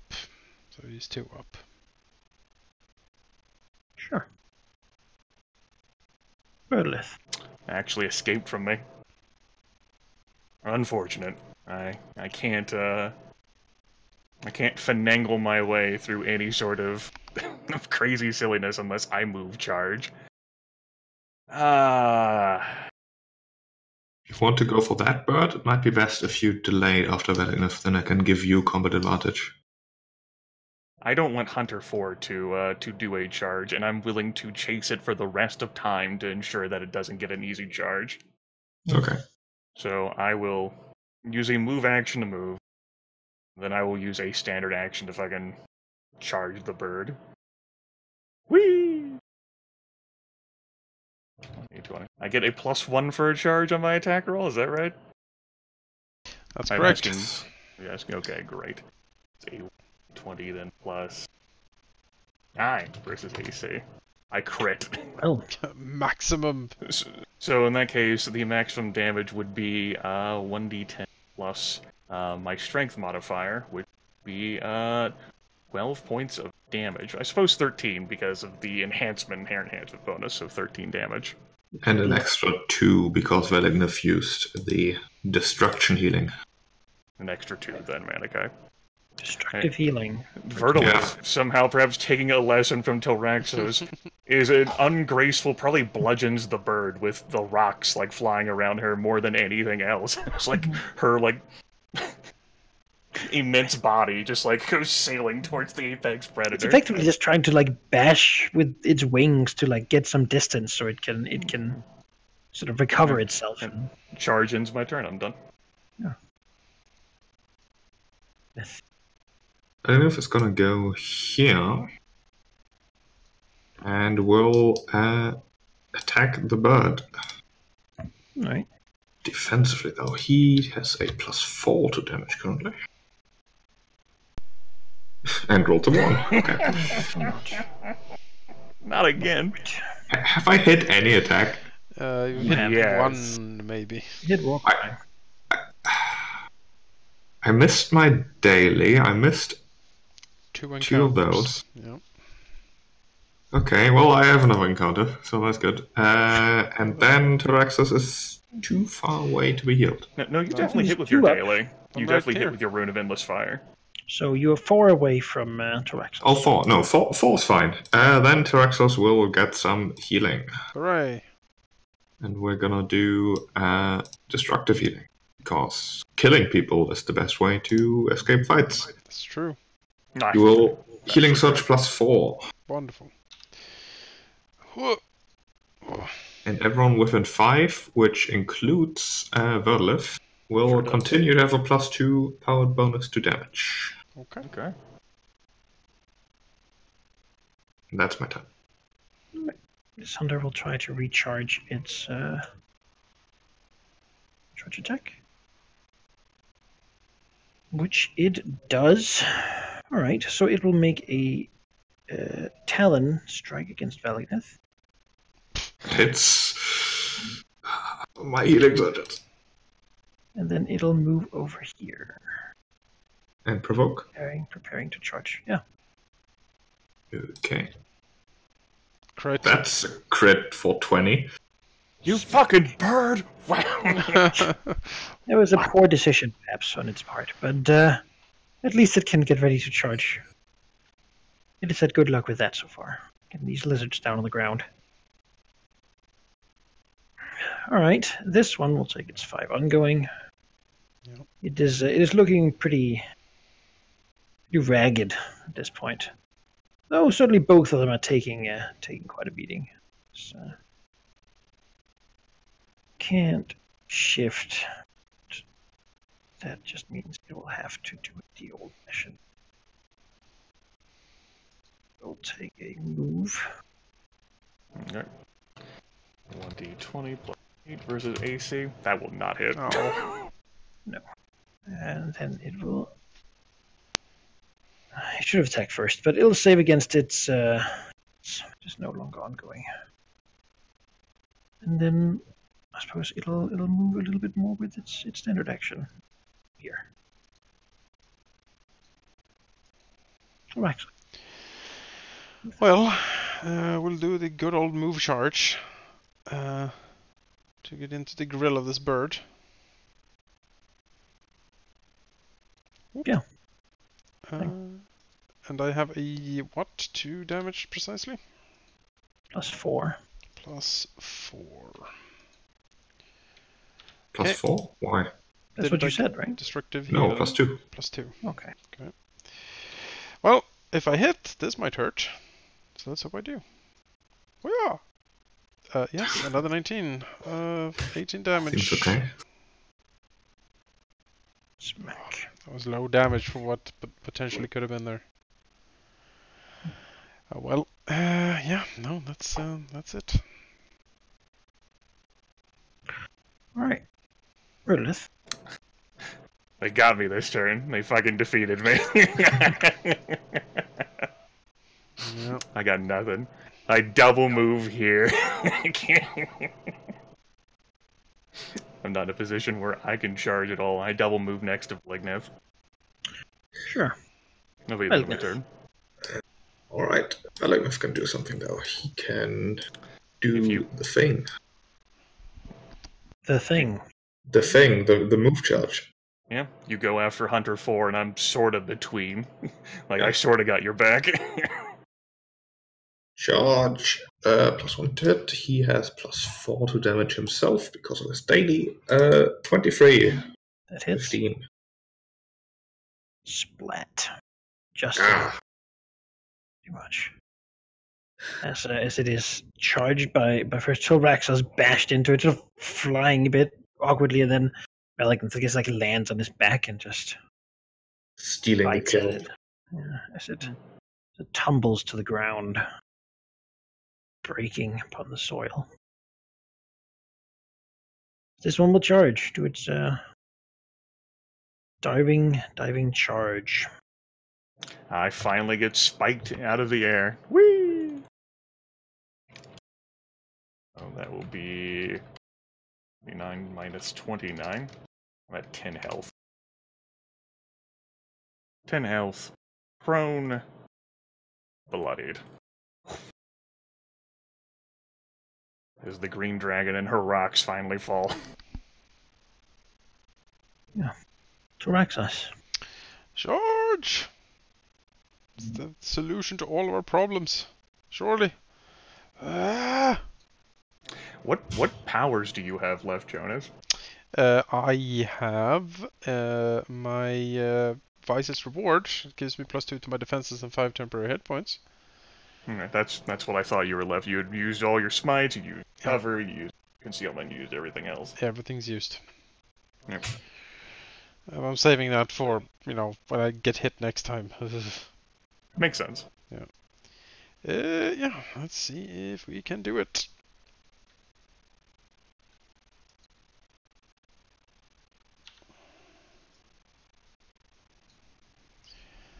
$16 damage.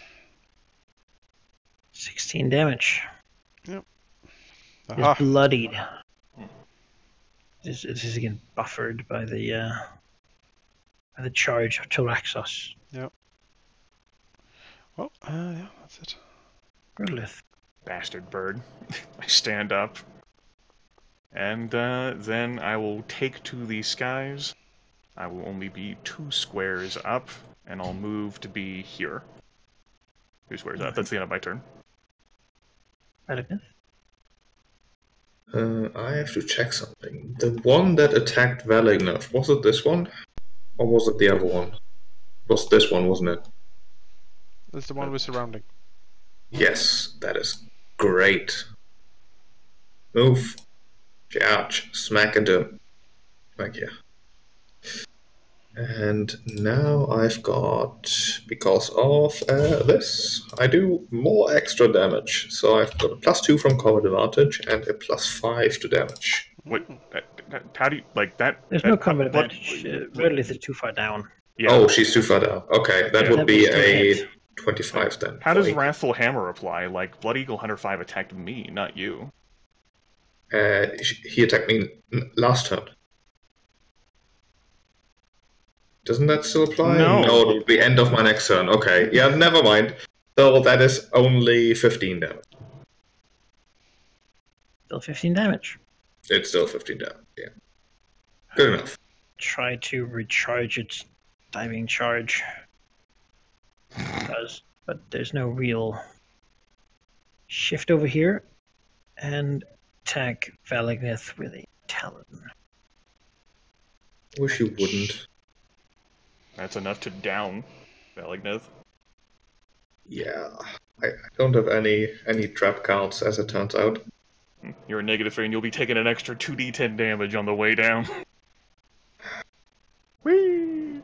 Pretty sure that wouldn't that be 3d10 because I'm unconscious? Or do I descend first? Why do I even ask these questions? Do the 2d10, yeah. Alright, another 16. Oh. These birds. Should kill them all. Wait. Fucking the worst. That's Well, what you're since doing. the bird Yeah. is not threatening, Tyraxis will, move here and then it'll do a charge. Plonk. Right. See if I can do it. I don't think the charge works from there, because your charge is only 1 square and you have to go, like, close as you can. Like, you have to select the closest target square. That's true.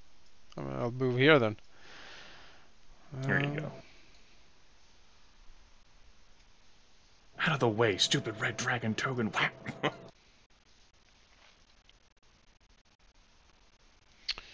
See, Let's combat see it. advantage. Yeah, I'm just calculating my things. I think the real More enemy 19s. was I gravity all along. haven't critted in so many sessions, but I rolled so many 19s. Good gosh. Flat. You certainly Eagle roll enough is 19s. knocked out of the air and tumbles down sort of next to its target of Valagnith. There seems to be other eagles in the valley, but they're not here right now.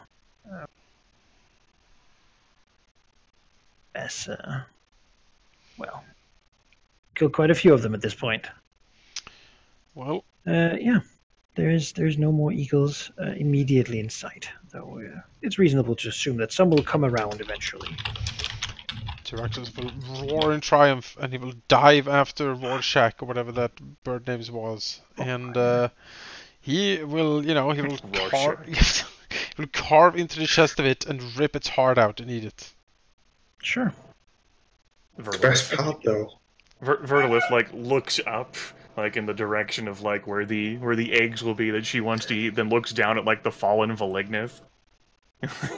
Like, slowly begins to descend, like, her corpulent body, like a fairy godmother. After the resurrection. Yes, that is, yeah. Like a fairy godmother.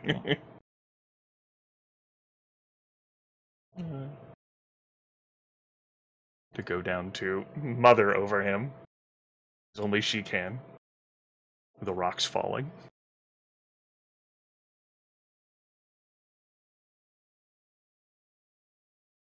Yeah, Valagnith stabilizes on the cliffside. Stuck in a little crevice. We fell. I wanted to save my healing surges. This was, I mean, we went after the biggest, baddest motherfucking bird, like, on the block, like. This is about the outcome I expected. Matter of fact, I think we even did better than we should have. You did pretty damn well. I didn't even get to charge. That first turn could have ended with all 3 of us spiked to the ground instead of just one of us. Yep, sure could have. 0 healing surges. You're taking a 10-minute rest here. Yes. I think so.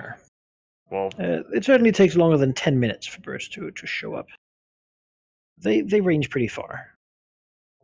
and I'm sure none of them ever considered the possibility that they would come back to their I mean, Roarcry's nest, the main nest, to find this. Well, Jonas is away. I think I'll step away to get a drink. I will take a 2-minute break to water.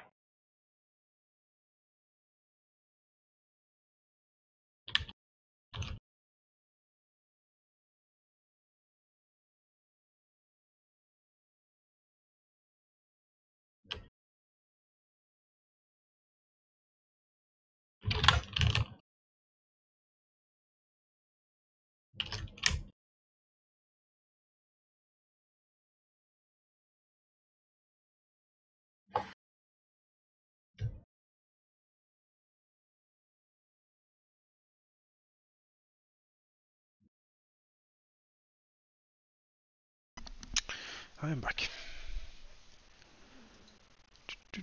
Do. Welcome back. Are we taking a short rest? Yes. Yes.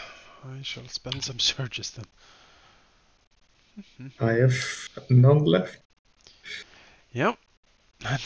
Seems like it. How it goes, doesn't it? Well, to be fair, both the hut fight and this were pretty rough. Yeah, especially in this one, it's very hard to stay out of the crossfire if we have 3 people, one of which is on the ground, and there's 3 birds, and also all the things I can do, I have to be in melee for. Yeah, and they are super mobile, and we are very slow.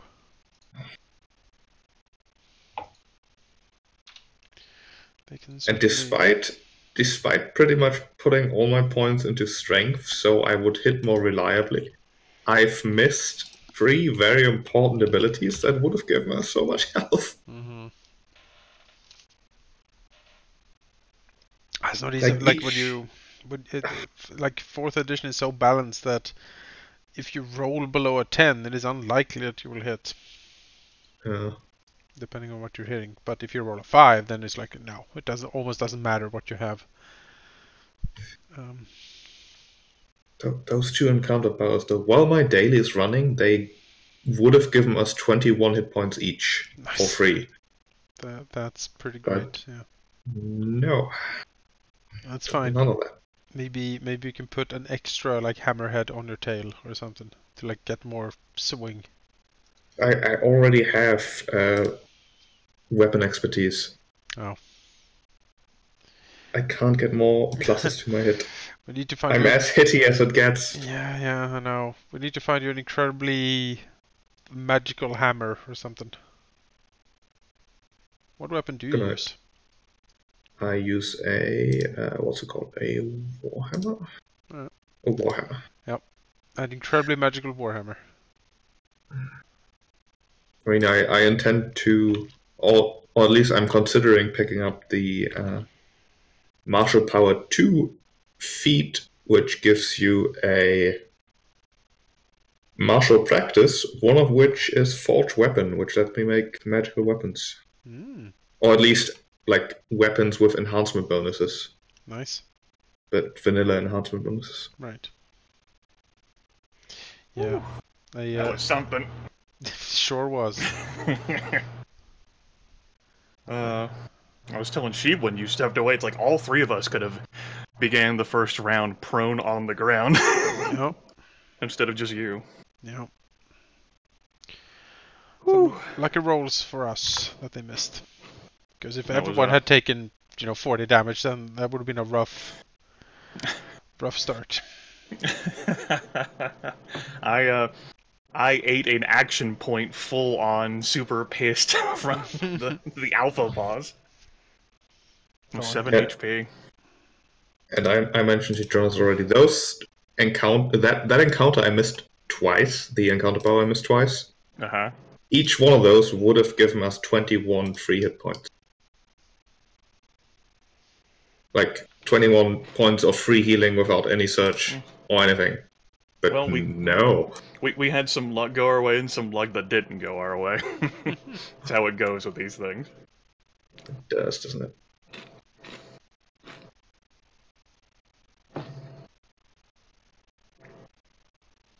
No, I hit the shit. I hit everything. I hit Roarcry with everything. It wasn't until I started attacking the other birds that I started missing.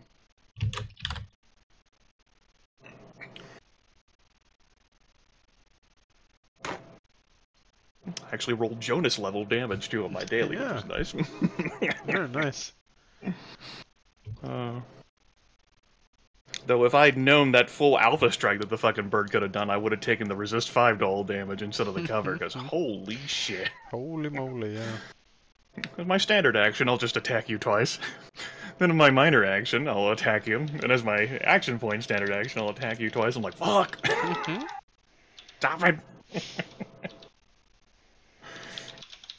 Oh, man.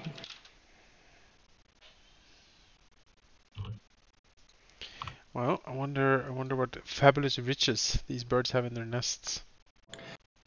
We're certainly not leaving until we find out. I'm fucking going up there. Welcome back, Matagai. There's only 7 more birds. We can take them. Oh, they're out for lunch or something. They're not here. And all of them probably won't show up at once. My only concern would be that, like, one of them is gonna see the carnage and be like, actually a moment of intelligence, be like, I won't just fly in there. Let me, like, circle around. And let's all the others gather. We take our 10-minute short rest while Tilraxos, like, noms on Rorcry's heart.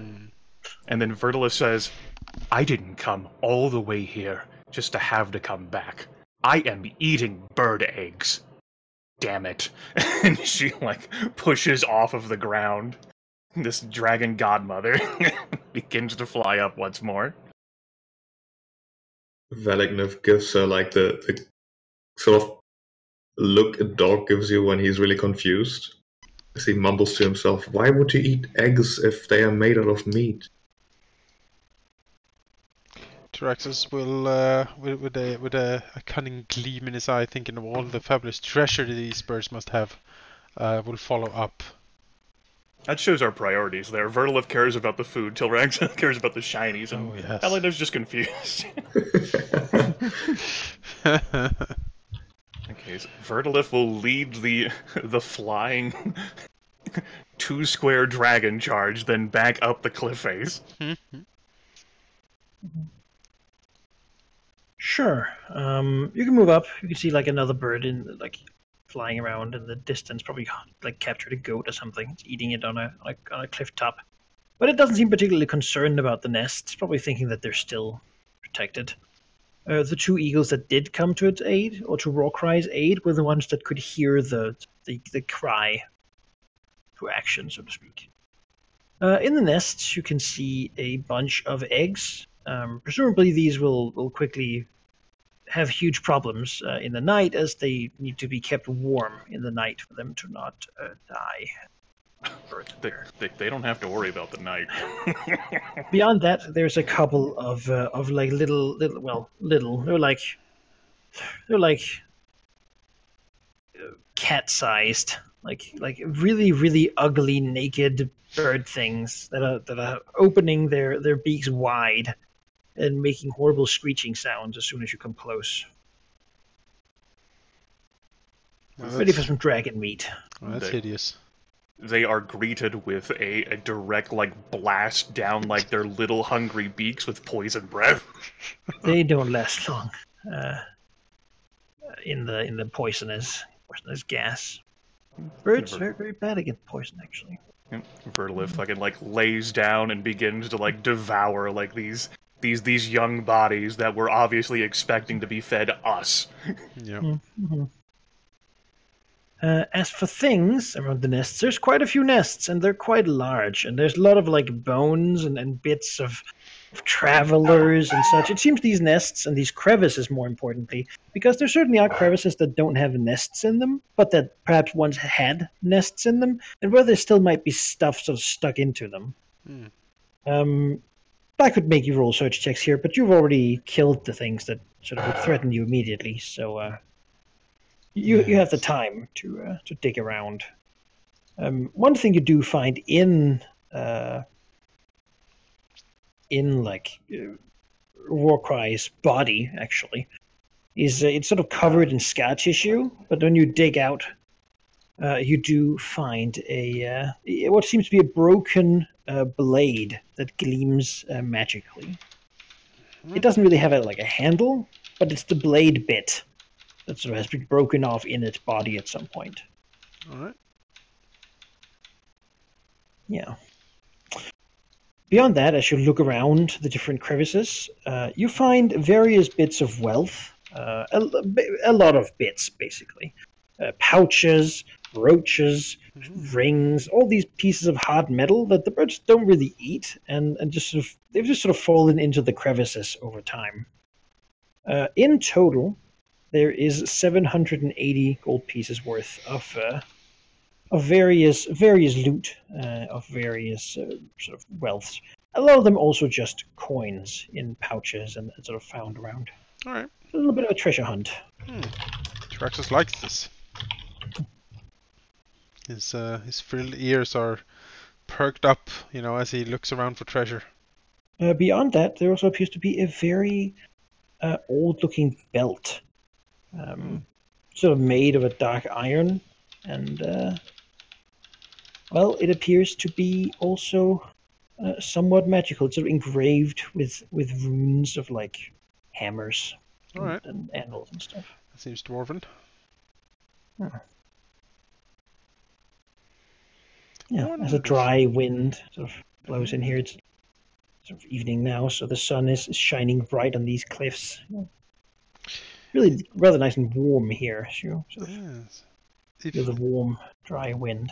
Like if Tyraxus looks around here, is there perhaps can he spot any possible lair material here? Is there like a cave or like a? There's a lot of these rifts and crevices, and a lot of them could potentially be deepened and sort of dug out. A lot of them might also be full of bird poop right now, given the years of use. Yeah.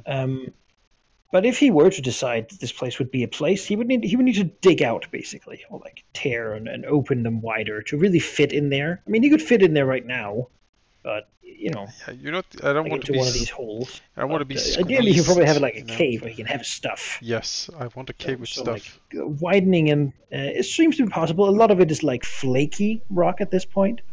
Erosion of wind, simply having sort of worn it down to this point. It's certainly high up. I mean, certainly dry and sort of dusty. All right. Well, there is potential here, perhaps. He would like, ideally, a landing platform, and then like a cave beyond it. That would be really nice. There's lots of landing platforms. I mean, basically, it's a rippling surface. Lots of cliffs. Like little plateaus. Where like Kingbird had his nest, perhaps. And presumably, you have like you.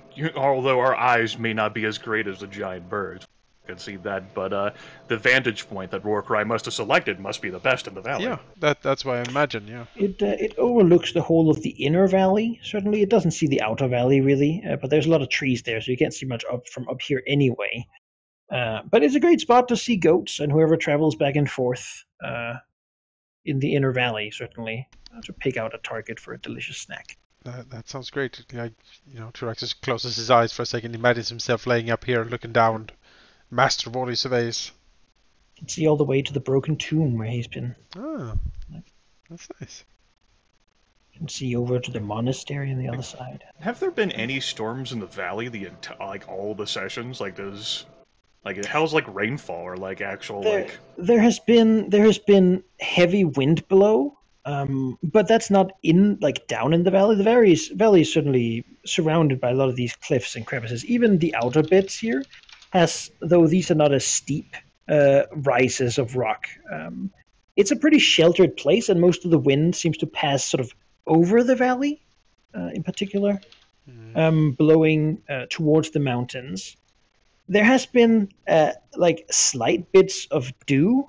No direct rain, though. It seems that the rain that does falls further in the mountains, and then sort of slowly water trickles down into the valley from various small points. Runoff basically gathers.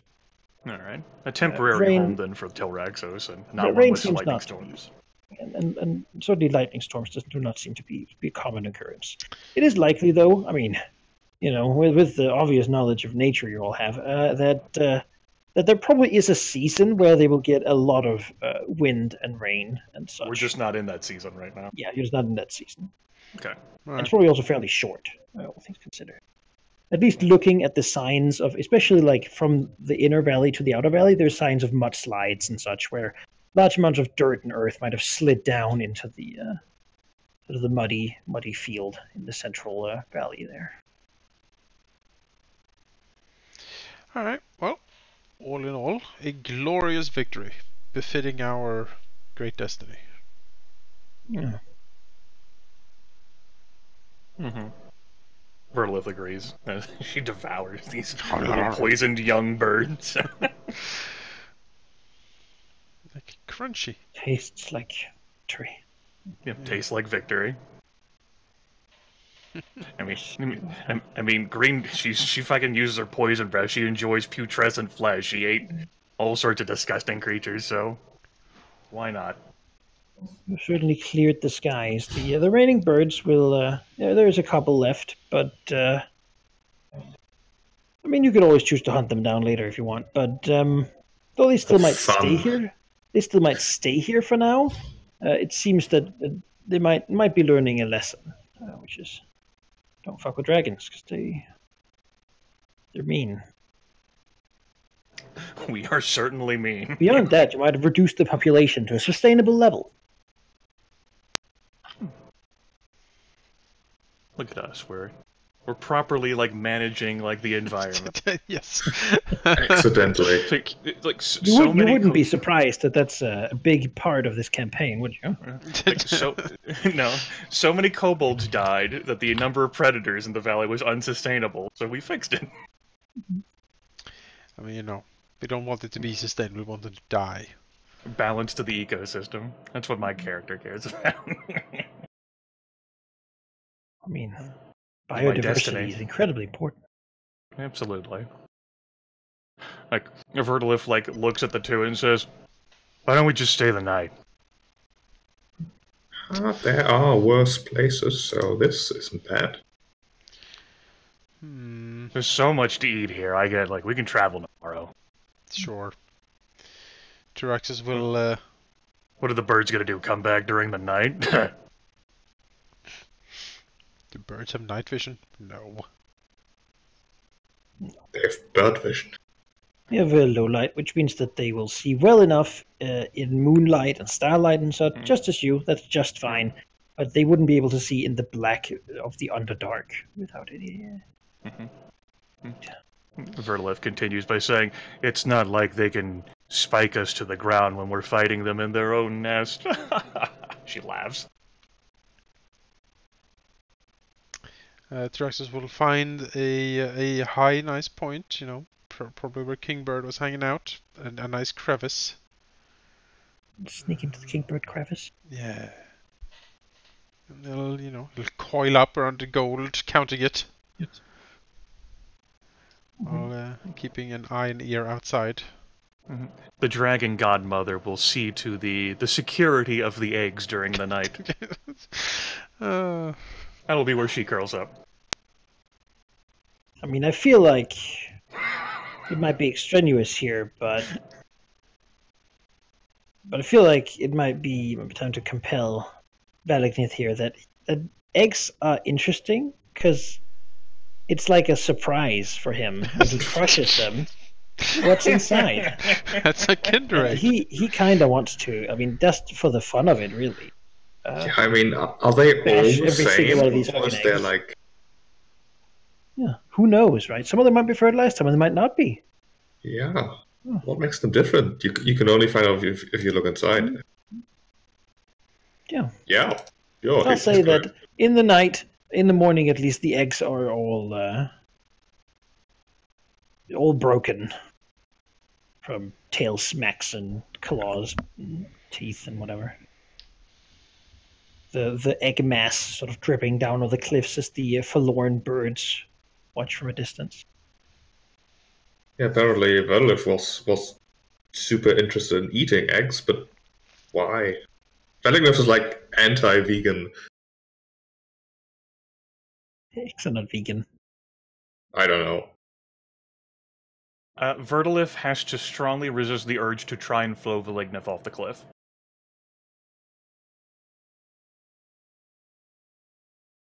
Maybe it's too much work. That's what it is. That's what it comes down to. Deeply frustrated. And resolves to get her revenge against Valagnith at a future point in time. Can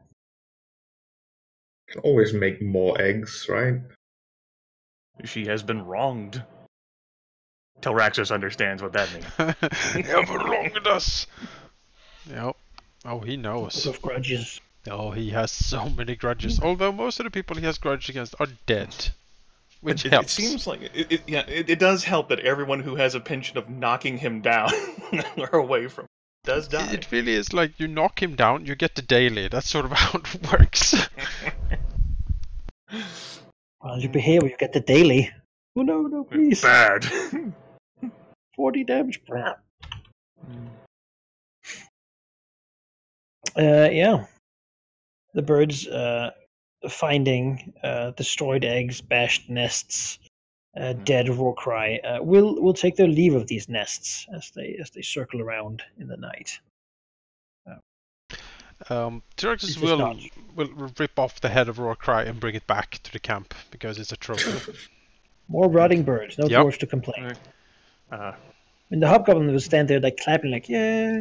Vertiliv says we should make one detour, and I think you can like cut the camera, like a little jump cut of like the Naflin monastery, like all calm and peaceful and shadowy, and then like crash into their canopy is like a dead bird that like Vertiliv like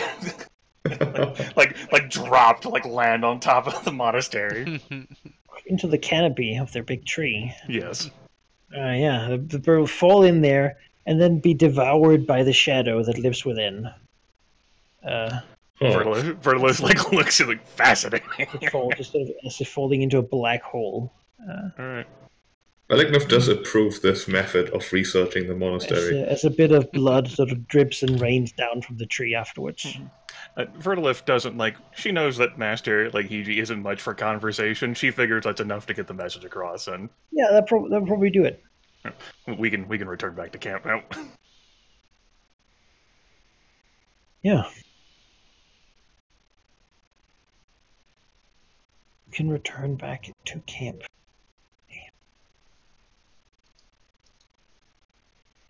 I like it. We keep our end of the deals we make. Mm-hmm. So punctual there too. Yeah. We we deliver. make a deal shortly thereafter. Yeah. That's the type of reputation you want as a dragon. That's express delivery service right there. Mm-hmm. I wonder how Gaius and Tiberius have been doing, since they're the only two there with just the watchful eyes of Veristrix. The dwarf It's- gun. Reading a book. Yes, the watchful eyes of Veristrix. You probably have like opened one of the casks of alcohol that was left behind. Just sitting here on the ramparts, leaned back against the walls, drinking a little bit. Knowing that soon only one of them can be the lieutenant. That's true. Everything appears to be peaceful. Appears, yes. The dragons. Tyraxes will get in. And Deposit all of his glorious shinies that he's acquisitioned. Yes. Looking forward to counting them later. I mean, spray out fire. Lilian Gold. He will put the magical broken blade, the magical old iron belt, and the mysterious pretty underdark gems in front of Veristrix and asks him to take a look, see if I can figure out what they do. Yes. What are these things? I mean, knowing Veristrix, he'd probably be annoyed at this interruption. But then again, he knew it would happen, and he knew that the birds would be resolved and that yes, you would come also, calling. They Yeah. killed the birds. I mean, I made them do that. Look at me when I come close. It's like, obviously, yes. As Tabaxis walks over, he's like, "Come to me," and then Tabaxis does, and he's like, "Yeah." T-Rex is just like, what the fuck? What is he mumbling about? I don't get it. No. Problem is that you can't kill him, nor can you kill any of the other dragons, because then you're dead. The Underdark Gems appears to be worth 400 gold pieces to the right buyer, Alright. as they're identified. Wonderful. As for the belt, it is an iron skin belt. As a daily power, a minor action, you can gain 5 resist to all weapon damage until the end of your next turn. Oh, that's useful. Iron skin belt. I'll make it cut out for you.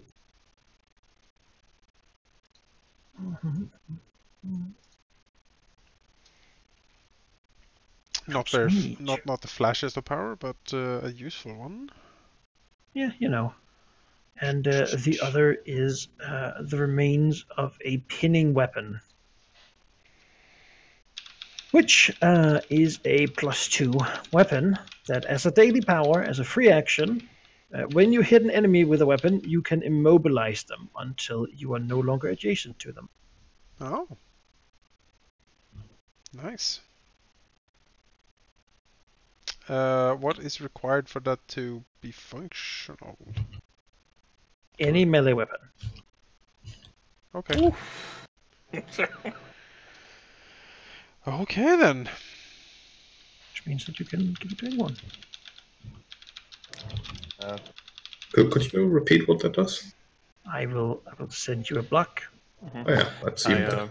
You. And you might agree on this, Jonas. The belt seems most appropriate for Valignus because he's the reckless, foolhardy one who keeps losing hit points. Like even though I'm the defender who's supposed to be the HP sponge, his reckless disregard for everything in the name of destruction. Yeah. I would like items that make me not die.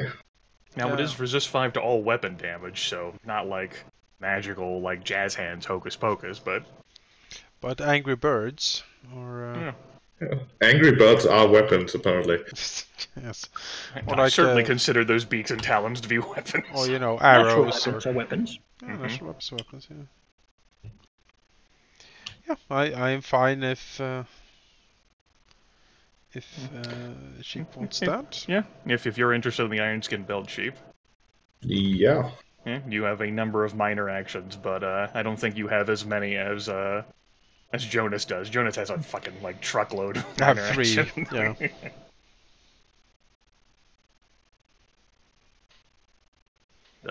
And I have a few as well.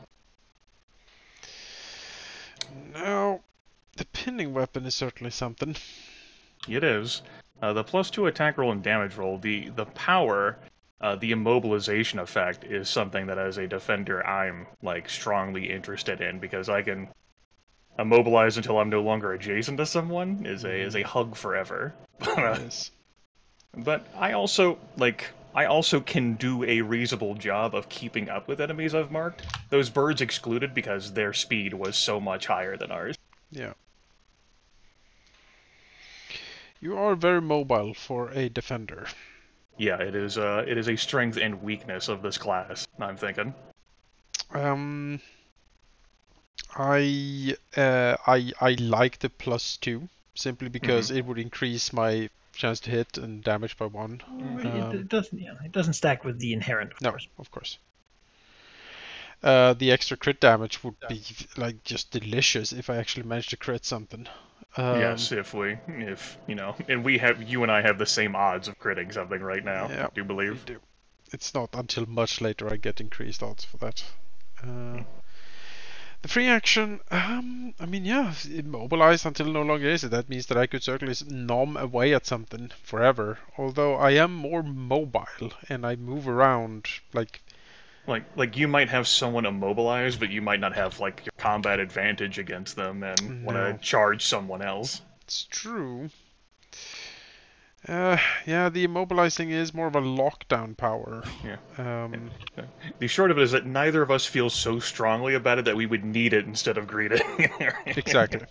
It is neat. I can certainly see situations where it could be very useful for me as well, because I have the Cunning Stalker, which means that if I'm alone next to something, I have combat advantage. So I could use that to just assassinate someone far almost away. like a fucking vampire. Yeah. And just I think for the potential in that, I think I'd be more interested in seeing you wield that. Alright. The idea of you making utilization of you being alone with someone, Yep. and then you end up like immobilizing them, and you're just stuck with that person. They're stuck with you. Just slam into each other for the rest of eternity. We can certainly swap it around if we notice that it hasn't really been useful. Move it from one loot pile to the other. Exactly. Just shuffle it around a little bit. Okay. Giving away the magical weapon. Another trick. Again, it's like, oh. But the prevailing hate of the divineress inspires some sort of generosity, I suppose. Like we are forcibly like obligated to work together, or else we will all end up in hell. Exactly. That is a powerful motivator. I mean, with her. Yeah, but Well, with or without, really. yeah. The thing ends up being that that her soul is more powerful than ours at the moment, so it's not like we would end up in a better position than her when we go to hell. No, probably not. So we can't flaunt that even. Not even in hell. Yeah, not even in hell. Would we have an advantage over her? God damn it. No. So yeah, you deal with the penning weapon. I will deal with it. And instead of a long rest, because Lord knows it take 10 days, we should probably embark on one of those easier things. Since now that we know that the birds have learned their lesson, we can probably look eastern, like east, which is like an interest that you had. We can certainly poke around.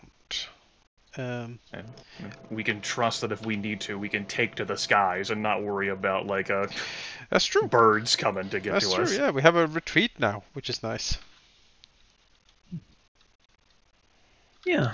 You remember from when you were up in the Madman's Tower, as you sort of looked out across the valley, because that certainly is the best vantage point of sort of this whole area. You could see all the way to the Great Dam. Basically at the exit of the valley. Beyond that, you could see the sort of the highlands up here, raised slightly, generally flat, looked fairly green. Down here, the hills are sort of more ruffled, glades, bits of forest.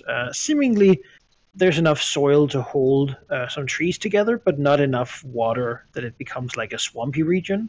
And then there's the canyon, basically, which seems to be a sort of slightly dug out area where basically it has been formed by flood waters. Sometimes perhaps in the rainy season when the Central Valley here fills up with water, the soil can't hold it, and so it has to be cut through what would normally be a pretty sort of dry sandstone area. The soft stone being washed out into whatever water system lies beyond.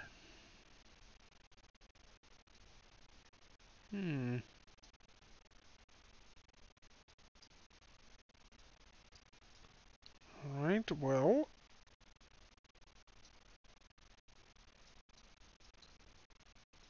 So, can we, like, if we fly up and look, did we see any obvious signs of the giant camp over here? No, or at least that we suspect is over here? You suspect they're right there. Oh, I thought, okay. In the I dam. guess these things are... These things? No, those like things, the they're hill old. giant, yeah. I guess we Old should notes. move them. Whoop. Oh dear. That's not helping. It's close enough.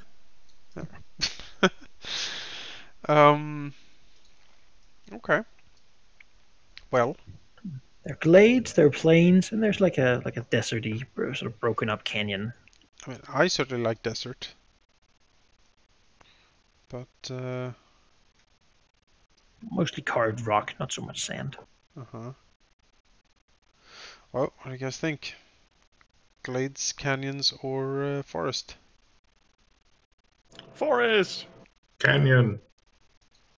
you can you can certainly close enough to sort of move around this pass, sort of past the canyon. If you want to go to the southern bit, you'd have to cross it to get to the high rise over here. Looking into the canyon is pretty easy from either side of it, since it's just sort of down to a currently not too fast river at the bottom, but it does seem over here, sort of going down into the canyon, that quite a bit of water is actually stored in this like mudland that is slowly draining down, meaning that the water running in the canyon is actually a decent amount.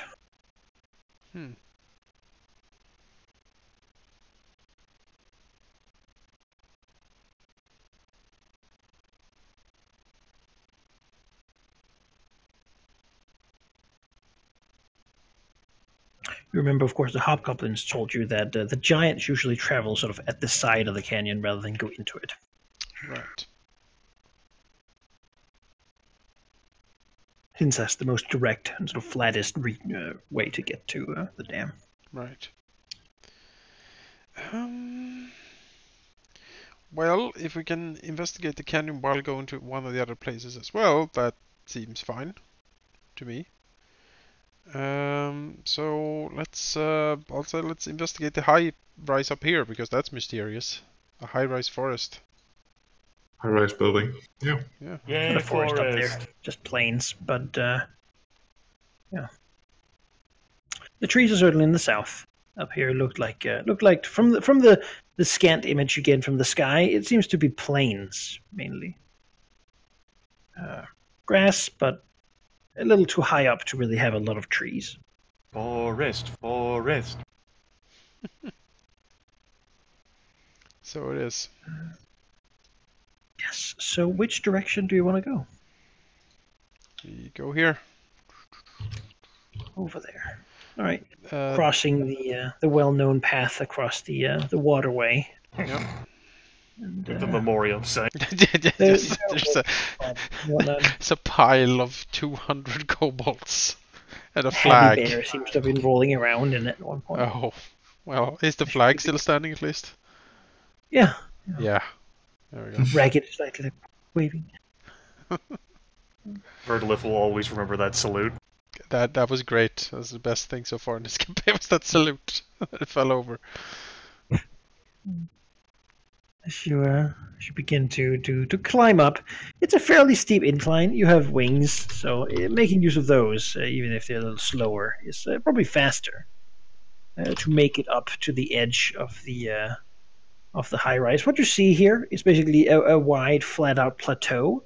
There is still a slight rise to the mountains, sort of around it. The wind going over, but moving down slightly. To blow through what seems to be semi-long grass, sort of covering this field. There are bare spots, small hills, and the like. A few scattered trees around. But beyond that, it looks like a lot of pretty open land. One thing you do see is something that's not a goat, which is lovely. Appears to be like a long-horned deer, eating some grass a bit of a distance away. A couple more walking. In the distance, you can see what seems to be a larger herd of some sort of creature. Some sort of creature. Yeah, if you want to give me like a nature check. I think it's not guaranteed dinner. that you would know. Tilraxis' well-known nature knowledge will probably not. Well, I mean, Verdalif looks at it and just thinks it's prey. It has 4 legs and It, horns, you know. It is prey. It is something you eat. Yeah, that seems likely. Yeah. Probably. I'm not even gonna roll. It is dinner. It's like manticores or something, you know. Oh, it's 4 legs, you know. It looks like a bull, and it turns out to be a feel gorgon. how the birds felt when they look at you. That's dinner. Oh god. Gotta Alright. fit into the green dragon mindset. What do they seemingly eat? Do they grace? Or They grace. Alright. Yeah, seemingly. They're sort of big, lots of hair Mm-hmm. on them. Stomping about. Maybe it's a yak. There's only one way to find out. Isn't Yeah. there compulsion? Sure. Only in destruction is the truth revealed. How many are there? It's hard to tell from this distance, but you're being compelled. Well, we're going that way. I just like the idea of seeing them and then we just see him just dashing towards them full speed. Like, It's like Vertolith looks at him and says, "They're food," and Talaxis says, "They're food," and Valigna says, you just see a dust cloud of him, like he gets maybe 24 steps ahead, and Vertolith says, "At least they're not goats," and she'll begin to follow after. follow him as well. Oh, Valignith, he's so hurt and ragged, but he's still charging. Damn. You know what helps if you're down? Eating. Oh, what he says, true inspiration. That is logic Vertolith can get behind. That's some logic that I can get behind. I've never seen the dedication. It's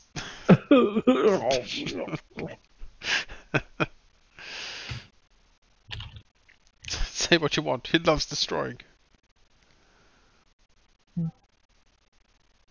Yeah, you rush closer to all these. I mean, you're hungry, right?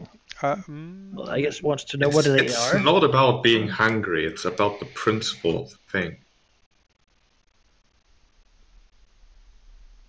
Sure. Yeah. So as you move closer, you're like running or flying, or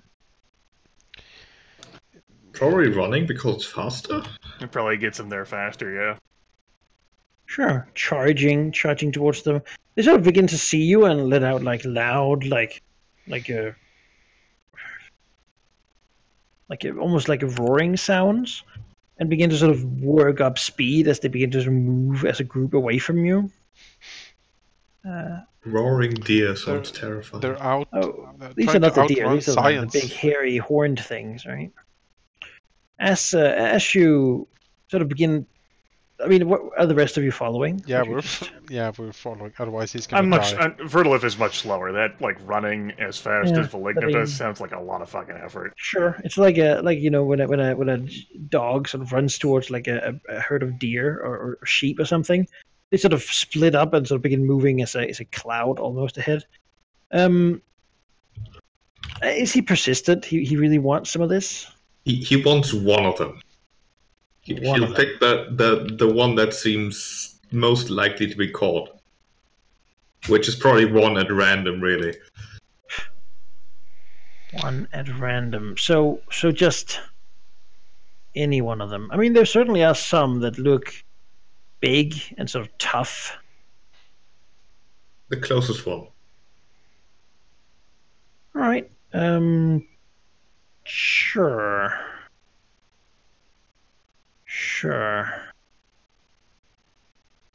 Closest one. As he sort of charges forward and gets close, and they begin to notice that they can't run away.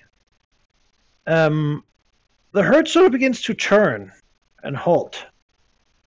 As a couple of big bulls seem to move up in front. Rather large ones, about the height of a man. Lowering the horns and sort of letting out these again, sort of grunts, scraping the dirt. And if he persists, they will begin to move their heads down and charge. The herd coming behind them, moving as a stampede, trying to get rid of whatever is sort of getting to them. Well, Velignov is curious, and he thinks himself very strong, but he's also not stupid. He's actually fairly wise, all things considered. So he's sort of charging after one of them, slowing down as he realizes that all of them are turning around, and then sort of slows down and starts backpedaling. Damn it. Tyraxis will fly up as he sees this. I love the image of Valigna just pounding his chest, trying come at me. No, not this time. In fact, you know what? it was compelled to attack one of them, but I'm gonna pay a point not to do that. Can I double compel to get you to keep charging in there? I won't. It's just a fun picture in my mind. As they charge, you can certainly meet them head on if you wish. No, he would like to go the opposite way, actually. Yeah, he wants to run That's ahead of them. They that's seem pretty that's fast. more than he bargained for. Stampeding ahead. Vergalith like lagging far behind, like gets a good chortle and like slowly flies up. Might be a good vantage point where she can watch Valigniv do stupid things. Yeah, there seems to be I mean, less than 100 of them, but it's a fairly large population as they sort of tremble whatever is on the ground, letting out like a loud, sort of large cloud of dust behind them as they move. Sort of trying to follow, even as you move into the air, sort of running under, smashing rocks and crushing things before turning, and as a group sort of moving south, sort of away from you, leaving dust in their wake. They look delicious. Well, they are the next log cabin. I don't know what they are. They're not important, but they're gonna die. Some of them, anyways. The most delicious ones.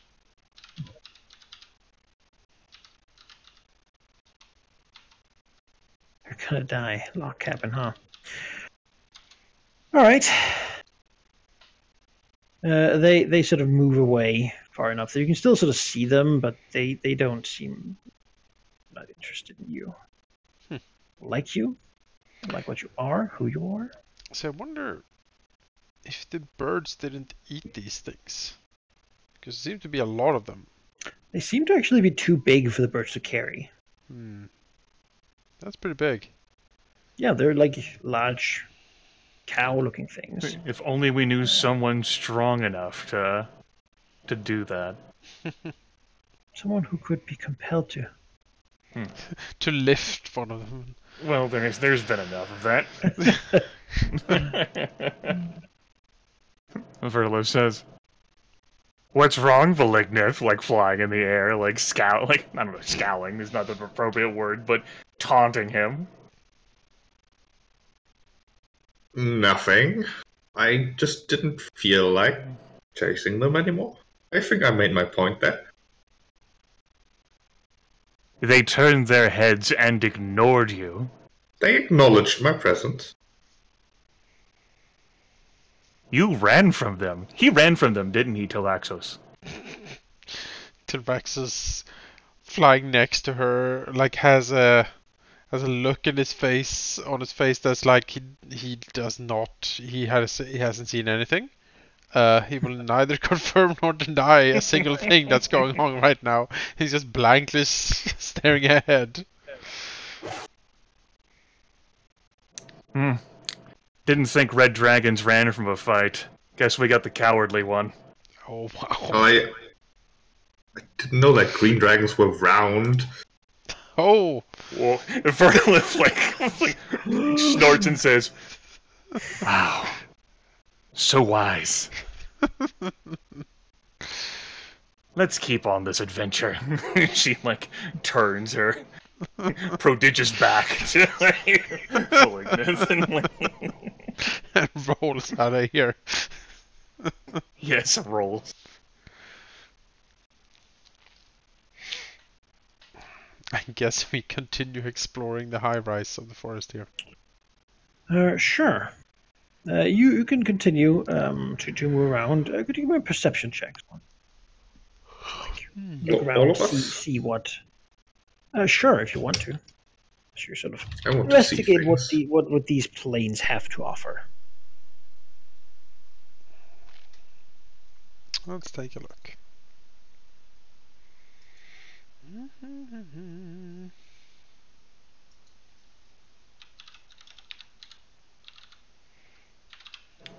think Vertilith is too busy Aha. thinking about it, how she's going to exact her revenge, or she'll have her revenge against Valignota. See a moment of Tilraxos sort of moving around in the grass, looking at something, sniffing it, tasting it. Ogre blood.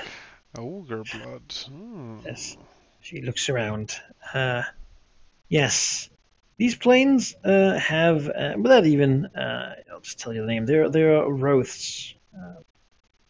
Large, sort of, cattle, if you will, living here. They eat plants and just sort of generally pretty passive, but when cornered, they will get incredibly aggressive and act as a group. And they're also known to hold a grudge. Okay. Just because if they can follow you home and kill you in your sleep, they will. Jesus. They're mean. A lot of them in the Shah to the south. However, it also seems that this is where the ogres, and by extension the giants, gain their food. Looking at corpses and such, and doing all detective on them, as you do with a 24. He notices that, it seems like the ogres hunt here. It seems like they use javelins to run up these things and to chuck javelins into them. Perhaps the Ruths, when they are allowed to gain distance, basically their weakness and fear is ranged weapons, because that can weaken one of them, so it lags behind, letting the hurt get away, but getting the one that got hit. Probably flashbacks of that crazy ogre like javelin thrower that Yeah, it Tilraxos seems like fought. that's what those guys do. They run up and javelin Breakdance and giant cattle. So that seems to be what's going on here. It doesn't look like to him that a lot of people live here. It's very high to climb for any sort of normal person, and given the harsh wind here, it probably gets really cold in the night. Up along these plains. Then again, there certainly is food here. Could domesticate, have domesticated things here if you wished. While they're up here, they can't really leave easily either, making the whole plain sort of an isolated system. All right. Potential cattle grounds. Or a place that we can revisit later if we're ready to strike out against the Serpentine, or all the ogres get their food from here instead of the giants, so... Yeah. Could be a place to ambush some hunters. Yeah, for sure. That's what you want to do. Lay some traps. And again, thin the probably have a numbers. little bit before they get suspicious at the lack of returning ogres. Or if, they were to run out of a food supply, like if the yaks were something were to happen to them. Yeah, imagine that. Killing all the big cows so that... The ogres can't eat and have to do something else. That would be incredibly petty and long-term thinking. Yeah, siege them by killing off all the food sources. I mean, he been can't be that married to this valley, right? Like, if all his food disappears, surely he would move on. I think then tribute turns from coins into something else. The Hobgoblins told you that he rules the valley, but also gathers tribute for the settlements and such beyond it. As it turns out, not even the folks in, say, the village of Elm, ever so far away, want to deal with. So what I'm Angry hearing, at- Elm is giants. far away. It's too far away for the. but what I'm hearing here The is Gorms- there's a wonderful infrastructure in place for tax collecting. So we just need That's a to great- dispose him, and then we just take it over, make a few upgrades, and there we go, money. Tilraxos, Yeah. the Serpent Earl. Yes, yes. The Worm Lord. Yes, he likes that. Very colorful. Alright, we've had a look around here. Let's, you wanted to get a look more at the, Eastern Valley. This is just only one fraction of it. Yep. We can inspect the canyon, because it is... Sure. Flying over the canyon or climbing into it if you prefer. I think we would prefer to fly, because that's something the ogres can't do. Yep. Mm-hmm. Unless there's birds, in which case It we'll is pretty land steep. immediately. There's like a pretty nice bottom to it. It's wide. You could walk at the bottom of it, but looks like it gets pretty flooded in the wet season. It's probably where most of it has been sort of slowly dug out into the ground. As you fly out here, it seems like there's a couple of rapids and stuff around. It doesn't seem like it has a lot of potential value, really, to you as dragons. You do notice, however, that there are some creatures watching you as you fly. It seems the canyon has its own inhabitants, and already from a distance you get an uneasy feeling as you look upon them. It appears to be they sort of sit in various places, crevices and such. Humanoids with large wings behind them, hands slightly clawed, wearing seemingly primitive equipment. But beyond that, also just having you look at them and there is a wrongness to it. All of them have various sort of strangenesses. Scars in blue colors, hair that's made of like spikes, wings that are twisted and turned into some sort of mockery of what a wing should be. They certainly seem like they have been thoroughly mutated. By the spell Knows plague. what?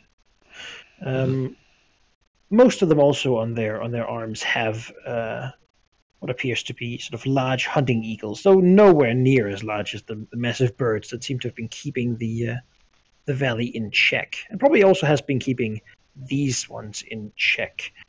They appear to be a colony of harpies here, though certainly they have been hit hard by the spell plague. Yes. Well, sees potential in harpies, yes. Oh, really? Can do something with harpies, yes.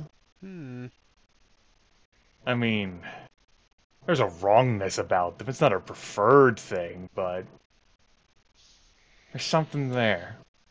Alright. Yeah, Something to manipulate and twist somehow.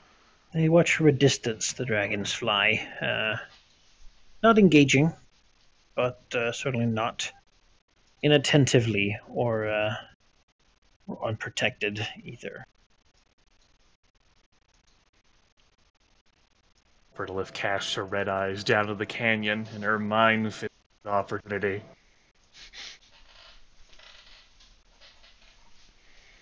Harpies. Are they how like intelligent, like society building are they? Are they like cave people or? Harpies are generally fairly intelligent. It's hard to say about anything. I'm just gonna give it to you. Anything that's plague changed, as this would be.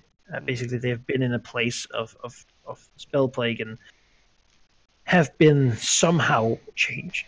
Sometimes it makes like animals intelligent. Sometimes it makes a master wizard absolutely mad. It's a toss of a dice, really. However, they do seem to wear clothes. They don't seem to have a lot of equipment with them, though. They have fireplaces. They have certainly domesticated birds. Harpies traditionally are human-level intelligence. Crueler than most humans, but intelligence-wise, they're pretty well off. they can fly, which is a big plus, I assume, from the wings. Mm-hmm. Seems they can fly. Yes, yeah. There's also it is one of the species that the Fae courts have laid claim upon. Though, in one of the talks with the Berlith would be the one to actually have spoken with the Darkling enough to know this, that the Fae court has also denied that anything that has been touched by the spell plague could be Fae. They deemed them as something else, and that which has been touched by this is no longer of their courts. None of it. For no reason. So they're cast out.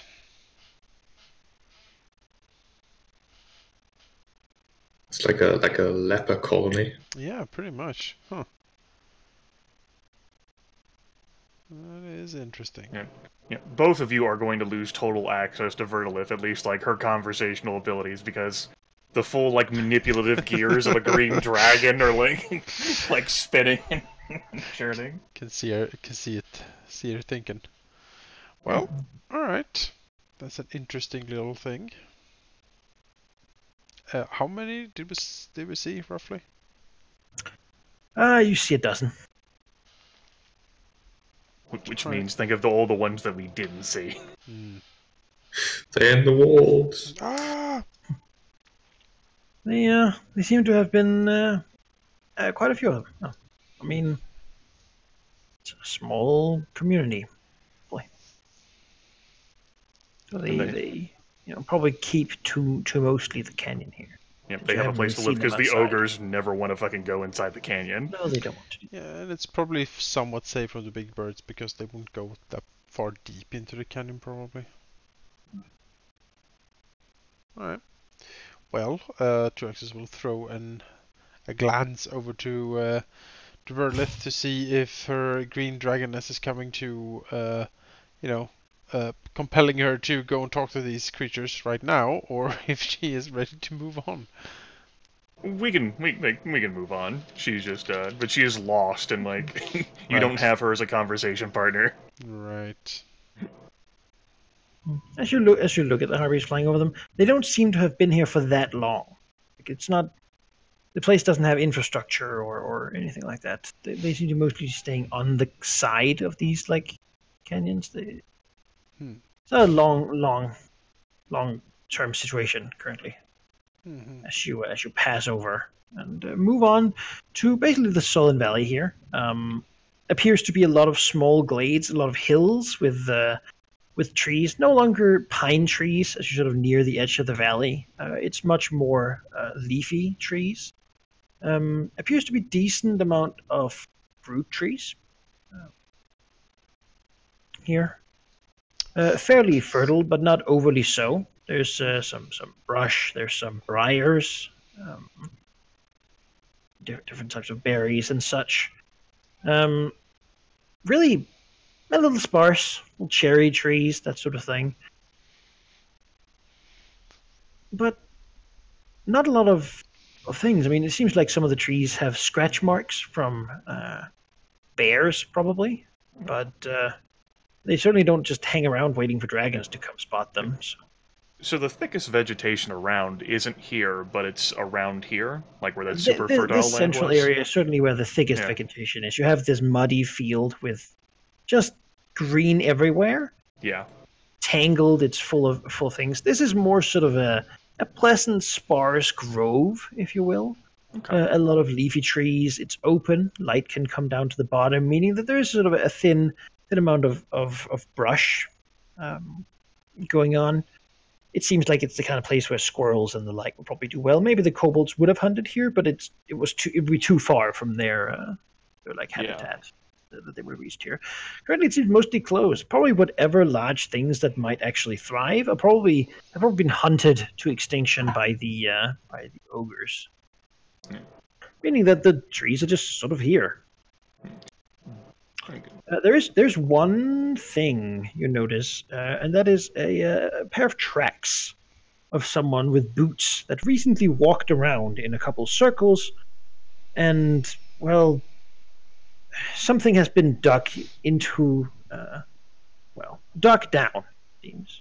Someone's buried something here. Mm-hmm. Well, only in unburial is the truth revealed. Only in manual labor is the truth revealed, apparently. Must exhume what has been. Vertilith has no interest in burial. Instead, like, thinking like about the bear tracks, like, bear tracks, it must mean there's bear caves, and if there's bear caves, then there's places to live, and if there's places to live, trees. And then her gears just keep spinning even more and more. How can I manipulate the bears? Yes. The harpies ride the bears, Yeah, then launch off the bears. The harpies airdrop the bears in. Bear cavalry. Oh yes. Fire everywhere. Her mind is completely lost right now. Well, I think Tyraxus and Velagnith will then investigate this mysterious burial. Yeah. Because if someone hides something, it's probably a secret. Sure. And if it's secret, it You might be good. you begin digging,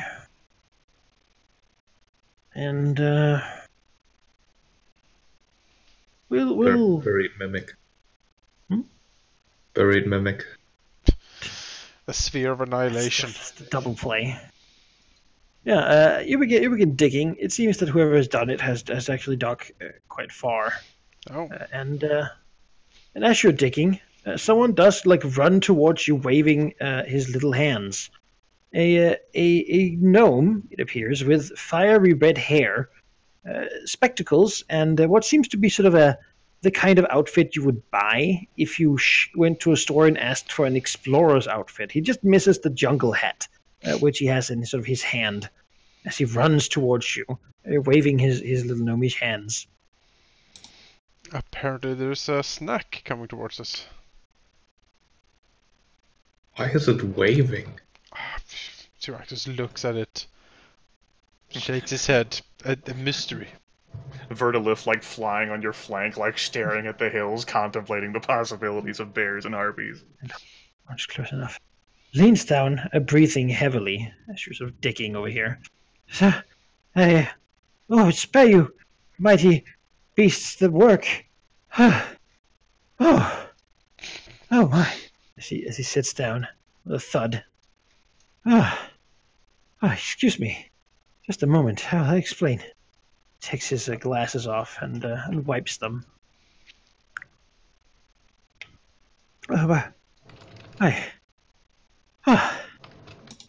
just got done burying that. You would not be the least interested in what's in there. Velagnith is like gonna keep eye contact while continuing very slowly to dig. Demonstrably. Scrape. He just stand up and brushes himself up with leaves and whatnot. Yes. Dr. Tottlemist, arcanist. He sort of bows. Tyraxus looks at him. I have the utmost pleasure of making your acquaintance. There's so many of you. I apologize. I'm not quite used to the audience. You see, I represent the mighty draconic, my draconic master, Ophisterelix, on a mission on his behalf. Yes, he bows again. And who is that supposed to be? Yeah, is that a name we have heard at any point or no for any reason? No. You wouldn't have heard that. Oh, he's a dragon such as you, most wise. I will say most illustrious of a dragon. Yes.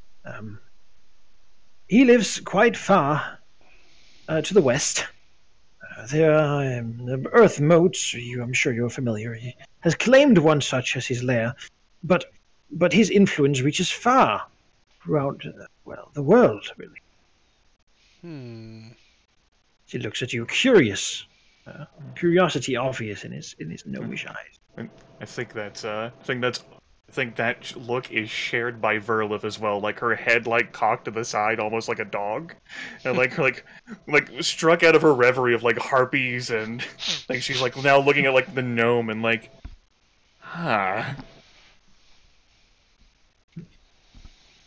What exactly is your mission? I am so glad you asked. So rare to find someone I'm actually allowed to speak to about this stuff, but I was told to definitely never insult other dragons, that my master would be most cross if if I brought any of such problems to him. I hope you will not eat me, and in return I will tell you everything I know of the Master's plan. Okay. I must tell you, I'm not delicious at all. Contrary to my look, I am not candy. Well, there's only one way to find out. Tyraxus cocks his head as well, and he says, "Well, reveal to us your master's plan, then." Very well. I suppose I would ask how much you know of my master. Shadowgniff will, alternatively look to Verdlith and then Tyraxus to see if they want to have some sort of scheme before turning back to the gnome and, doing the equivalent of a confused shrug. I shall give you the short version, then. Well, my master is a dragon true to, well, the word. He has lived for a long time and desires to live much longer. But as it happens, he is also a great lover of history and storytelling in general. Yes, he has gone so far as to try to read every book in the world, and he has done quite a job of it, as I understand it. He has studied in libraries many places. However, there is one library he was not allowed to study in. Not too far east of here, there is a temple of the god Orgrimmar. His cult, if you will pardon the phrase, hoards knowledge and do not share it with anyone. My master is most cross with them. As such, he has, in his illustrious intelligence, snuck into their home and read their books anyway. However, he found that most of their books were very disappointing given the effort he had to try to get through to actually read them. As such, at this point, he has grown tired of history. Simply not enough drama, he says. Everything is so clear-cut, not enough discussion. Historians are such boring people. As such, he has gone out on a daring venture. Well, he sent me and others out on daring ventures to liven up history a little bit. And so here I am, making revisions to history, if you will, inserting characters and drama and making small changes to historical sites and artifacts and leftovers, adding a little here, a little there, just to suggest that the implausible becomes plausible, so that no one actually might know what happened, but that we can have a fun and interesting discussion about what might have happened. This will make history much more fun. And, beyond that, it will get back on those stuck-up historians in the Temple of Orgrimmar.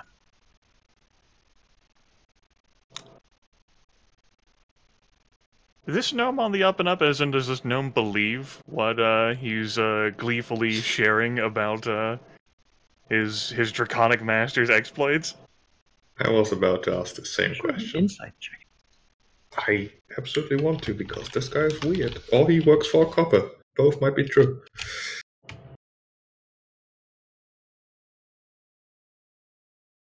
Yes, he appears to believe it, and he seems quite excited to share it.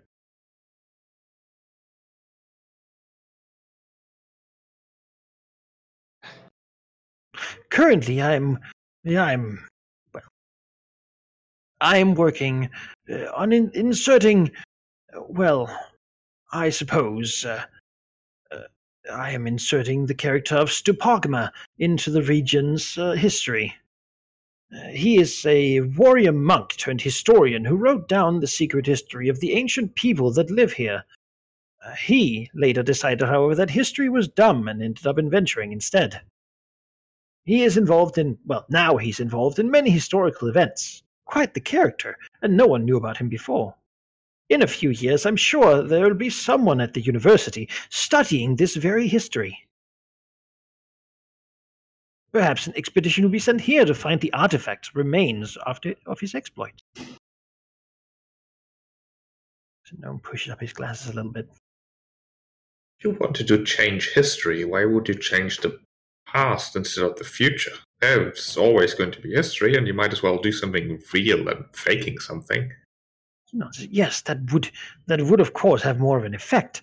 But my master is not interested in affecting the world. He simply wants interesting stories. And as any story he makes up himself would be known to him already, he instead adds a lot of contradictions to past history, then allows historians to write down what happened, letting them figure out the myriad of clues he puts around, and reading the history that they then write. Tyrax's head hurts from this scheme. Like, it seems like the most roundabout waste of time he's ever heard of. Beyond that, of course, the Temple of Hogma believes this to be an absolute blasphemy. But, well, he sort of smiles and says, I suppose they should have thought of that before they denied my master entry to the dumb library. Is this all your master does? To try to play play historians for fools? It is quite so. The thought that one day a historian could make a doctorate out of something my master has written, well, it brings him great joy. Tyraxus closes his eyes, tries to comprehend the situation, and fails. Oh, of course, I have gifts, my lords. I have gifts. Tyraxus's eyes snap open. He sticks his hands into his pockets. I have artifacts from figures that in some decades will be very sought after. Currently, they might not be worth much, but later on, holding on to them, they will gain value as the history spreads. Just imagine historians seeking you out to purchase them at great sums.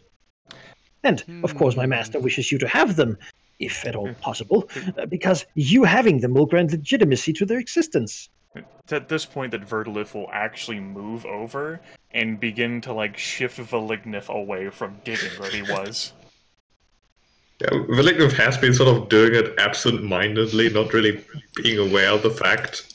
Mm-hmm. And she'll, body block him, basically.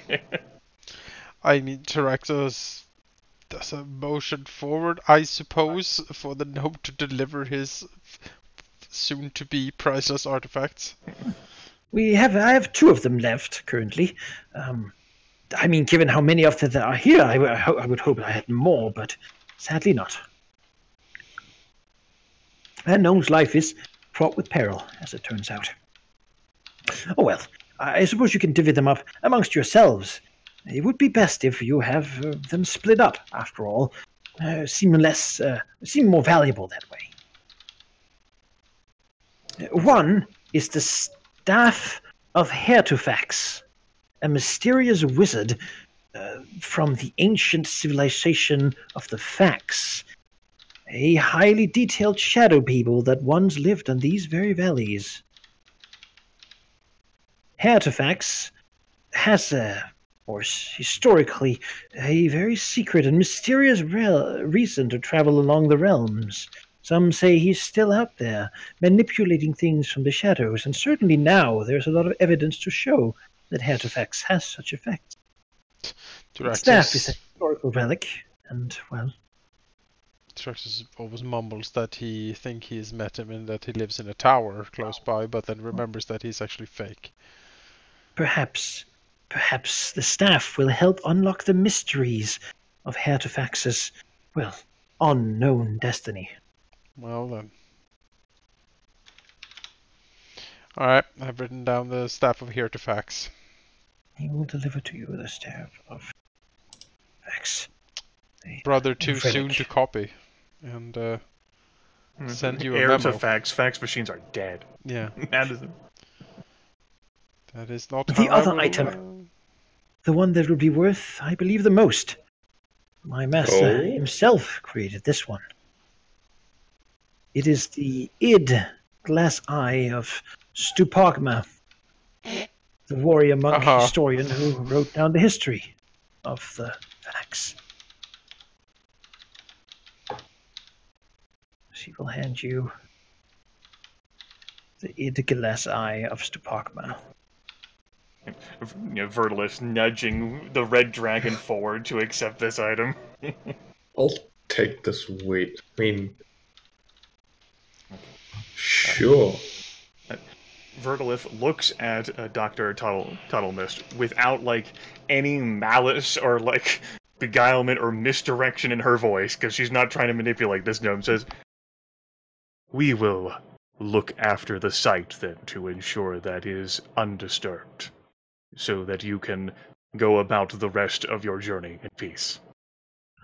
Excellent. That is most excellent. Oh, I can't believe I spent so much time outside this valley not knowing that you would be in it. Oh, had I come earlier, we could have done so much to change this valley into a historical marvel. How did you get into the valley? Vertilith is trying to extract herself from this interaction until Rex is asked. Oh, I quite walked. I have enough knowledge of how to be unseen in places when I do not want to be seen. Mm-hmm. Otherwise, I certainly wouldn't travel alone. Vertilus says, "Then we should leave you to it." She's got like a hand on like a claw on like Valigna's shoulder and like begins to like slowly like walk backwards. Do you know if anyone is using the tombs further in? I have some things I would like to scribble on some of the inscription tablets. Vertilus says, "Changing stonework is something I'm quite good at, after all. Vertilus says, And if it's written on such old tablets, then, well, who is to deny it?" Vertilus says, "You should probably not go into the tombs. The spell plague is rife here. It is hazardous to continue further into the valley." Looks distraught. Ah, I had such hopes. It has been difficult enough to find these places that are still intact. Oh, I suppose I will return. The fact that you have accepted these gifts, in years to come, that will be something. Quite something. Yes, it's been a good day. Yes. Wish you well on your journey and enacting your master's. Yes, I shall have to return to him and acquire more things or ideas. The Church of Ogma is always wary and watching out. If you see them, I will say that I hear they taste rather marvelously. It really says, "We'll Marbled keep that in historians, no muscle use, just fattened up in some priesthood. We'll be sure to give them a try." Oh, most excellent, most excellent. What might your names be, if I may ask? I could bring my master your glad and happy regards. Vertilith immediately blurts out, "That will not be necessary." This is very well, then. My dragons, I shall then, I suppose, leave you to it. Or me to mine, Yes. I suppose. Yes. She begins to like try to make distance as well. Farewell. Yeah, and may you have the most interesting day.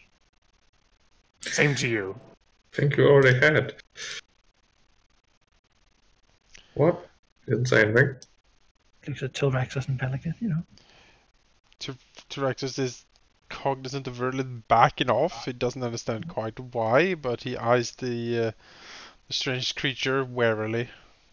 Like, she probably hasn't, since you two have been around for our entire lives, she probably hasn't seemed that nervous at all at any moment. And she's like, she wants to immediately boot herself out of this conversation. Which is why Tyraxus is cautious here. Vertilith is usually very approachable when it comes to these things.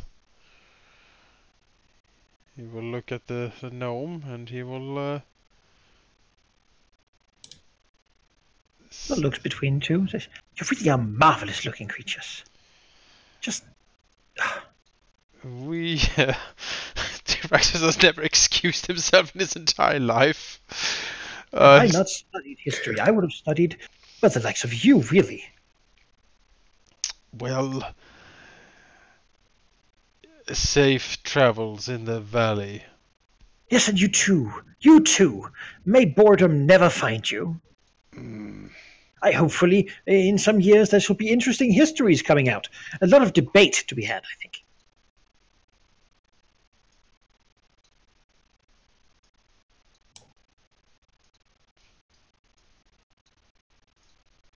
He waves. Yeah, something has dawned on Tyraxus, and he's also backing away. Vertiliv gives like the most bizarre, like non-dragon like wave, like at the gnome, while thinking to herself, "Please, Malignant, fucking walk away." I mean, he's just still staring confusedly, but he'll like backpedal and then turn around. Have an enjoyable year. Should we meet again, I will make sure to say hello. Good luck with the tombs and the plague. He yells after you, watching. Oh, what delightful people. Vertiliv has that moment where, like, when you get out of like sight of someone, she like hauls ass, like never like this has this corpulent dragon like walk so quickly before. I've never seen him move this fast. Like, what is happening? She says, like, of all the problems that we have, what with Hell and Besarek and a Serpentine Earl, what we do not need to do is offend a more powerful and older dragon than us. He nods. He looks sort of after the gnome and says, "Do you think that was it? Was that actually the dragon?" Vertiliv says, "I have no idea." He's sort of whistling and sort of walking in like a jaunty 60s manner. So do swinging his arms. And... do we have like intrinsic knowledge about the dragons and what they're like? Not particularly, no. You do like an Arcana check if you want to know. That's not really what I do. I don't know. So you're saying you think that was a dragon? I doubt it, but I don't know for certain. And if the last thing I want to do is offend the servant of a more powerful dragon, we have enough to deal with right now. If there's one thing we offended him. If there is one thing dragons do understand, it's the power of other more powerful dragons. Yeah, like a great worm copper lands. You know, we're like, oh, well. And his master certainly seemed to be very interested in not offending dragons. We should probably not offend him in return. Yeah, like, and even then to the extent, like, I don't need, like, Vertiliv doesn't even want to attract attention, like, no, our names are not necessary. No. Yeah. So nothing to look at. I'm not really a dragon, I'm just, No, there's nothing interesting in the valley, because if that gnome comes in the valley, Basarek's killing the gnome, and then if the gnome dies, the dragon might be like, where'd my servant go? I didn't know. Yes, the problem with good aligned dragons, they might actually look for servants that are missing. Or, send other more powerful agents, which I also don't want to do. I think that gnome is fairly powerful, though, if he travels alone and... If you look back, he's gone. Yeah. But who can say? I mean, he's such a small creature, like, he could travel through life and be missed so easily. He seems to draw a lot of attention, though. He's whistling constantly. But, yeah, well, certainly interesting. I have added the fantastical treasures to the party loot. Currently they have no value, but if there were heroes to raid your lair in the future, they might feel attention as the treasure they might steal. Yeah, we have the glass eye of stupid Ogma and the staff of Artifacts. Yes, of course. That is how you trick the adventurers who break into your lair, by putting this thing under the most stupendous of protections. Oh yes. There is a ritual. On a pedestal and everything. Idea that you would have them in your lair, and then someone would recover them, and then it would be very legitimate. These are valuable. There are rituals that you can cast to fake magical power in a normal item, so we could do that to make them appear.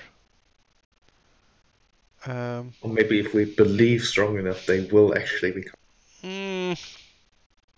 That's how that works, right? I mean, you know, something is worth what someone else is willing to pay for it, I suppose.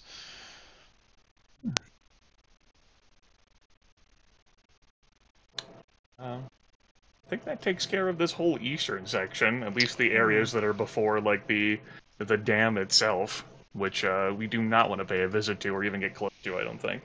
No. We Alright. do not. I mean, you can, of course, fly over the mountains here now, passing past the dam, should you decide to. But, it certainly is a different world out there. No. No, I'm not I ready mean- for that yet. I think. I mean, we are here. We did kill the birds. Nothing could possibly stop us. Why not get a great view of what lies beyond the Serpent Valley, at least from this direction? Yeah. I don't want to have to travel all the way back out here just to get a view. At the very least, from the mountains, we can look down at the dam that we're going to conquer one day. I suppose.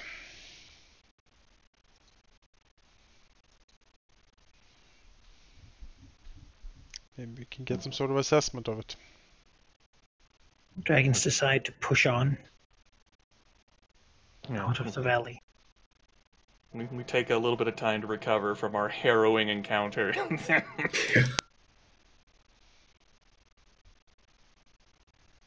Because if there's something Vertila fears, it would be an older dragon. Oh. Also gnomes. No, gnomes would make great servants. Those would be the ideal servants, she thinks. But that one's already taken. Oh, I know. It's further proof, though, that encounter that she has to find gnomes of her, because they make great servants. That single gnome chased away 3 dragons. It's Yep. proof.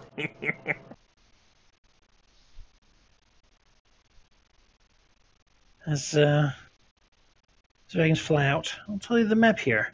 You can see there's a seam that is basically a magnification of the valley compared to the area outside. As the area outside is a bit sparser and things are generally a bit further apart, it made more sense to make it a bigger map. Could have had many small ones with nothing in them, but what's the point of that? I will give you a glimpse of something that might be side valley. Just to not see too far. But,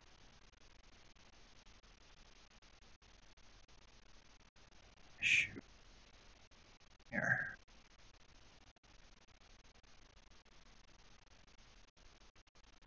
That's the roll. You're Oh, making again. the world smaller. The darkness. Ah! Damn it. Oh god. Can- Oh god. Oh no! It's spreading. Click that one. There we go. I have to click control again every time. Yeah. What you see is why is this not? There we go. The wrong button. That's why. You see beyond this the greater, edge of the mountains. You can see the rim of the mountains working around to either side. Here, the waterway after the dam is a bit wider. There is sort of a lake here. It seems held up by the dam still, as it runs out into what appears to be a massive lake. You can see in the distance appears to be a. You probably can't see it from this direction, but I'll reveal it anyway. There appears to be a just like over here, some civilization. Smoke is coming up from chimneys and whatnot. While to the south, down here, you would notice the sort of trails of destruction led by presumably all the mercenaries moving south. Up here, however, it also seems like there are trails of destruction, but these are coming from the north and not made by pillaging, but by large hordes of people migrating south blocked off by the river and by the dangers traveling towards the Red Banner. It seems that there indeed is quite the commotion and conflict out here. Just take your glimpse from the mountaintops. So they're migrating south Yes, it seems to be large amounts of people. towards the war in the plains. Mm-hmm. Are they carrying banners? No, Oh, that's very odd. Perhaps refugees of some kind, we don't know. There must be something even worse going on up north in that case. Oh, maybe Cormyr is doing something. Maybe they're like pushing a crusade or whatnot. Brunella did make mention Yeah. of due to like the drought and like water levels lowering. Yeah.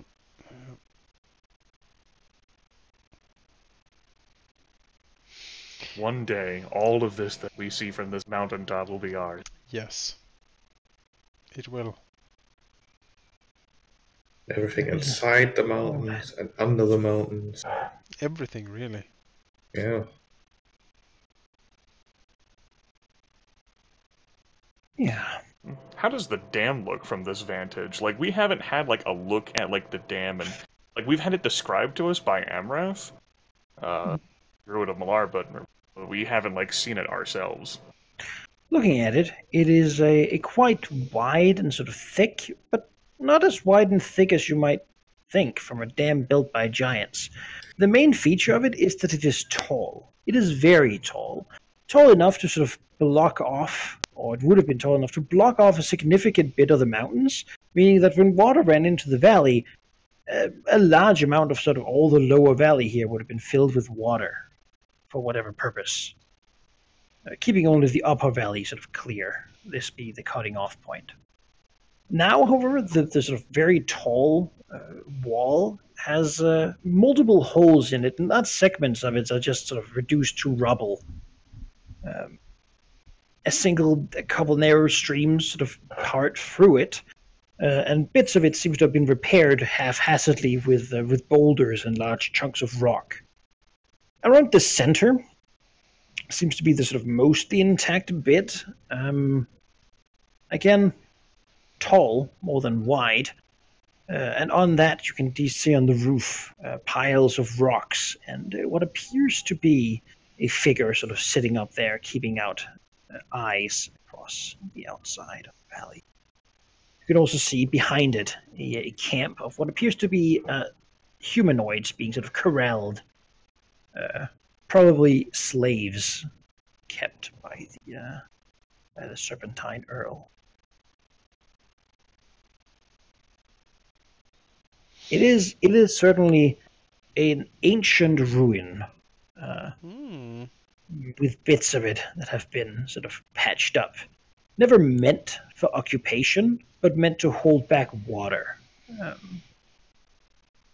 That much is clear. It's not a good place to live. Not a spacious place. But it does dominate the entrance to the valley. Yeah. I mean, it's a wall, certainly. Tyraxis is penchant for old crumpled structures to live in.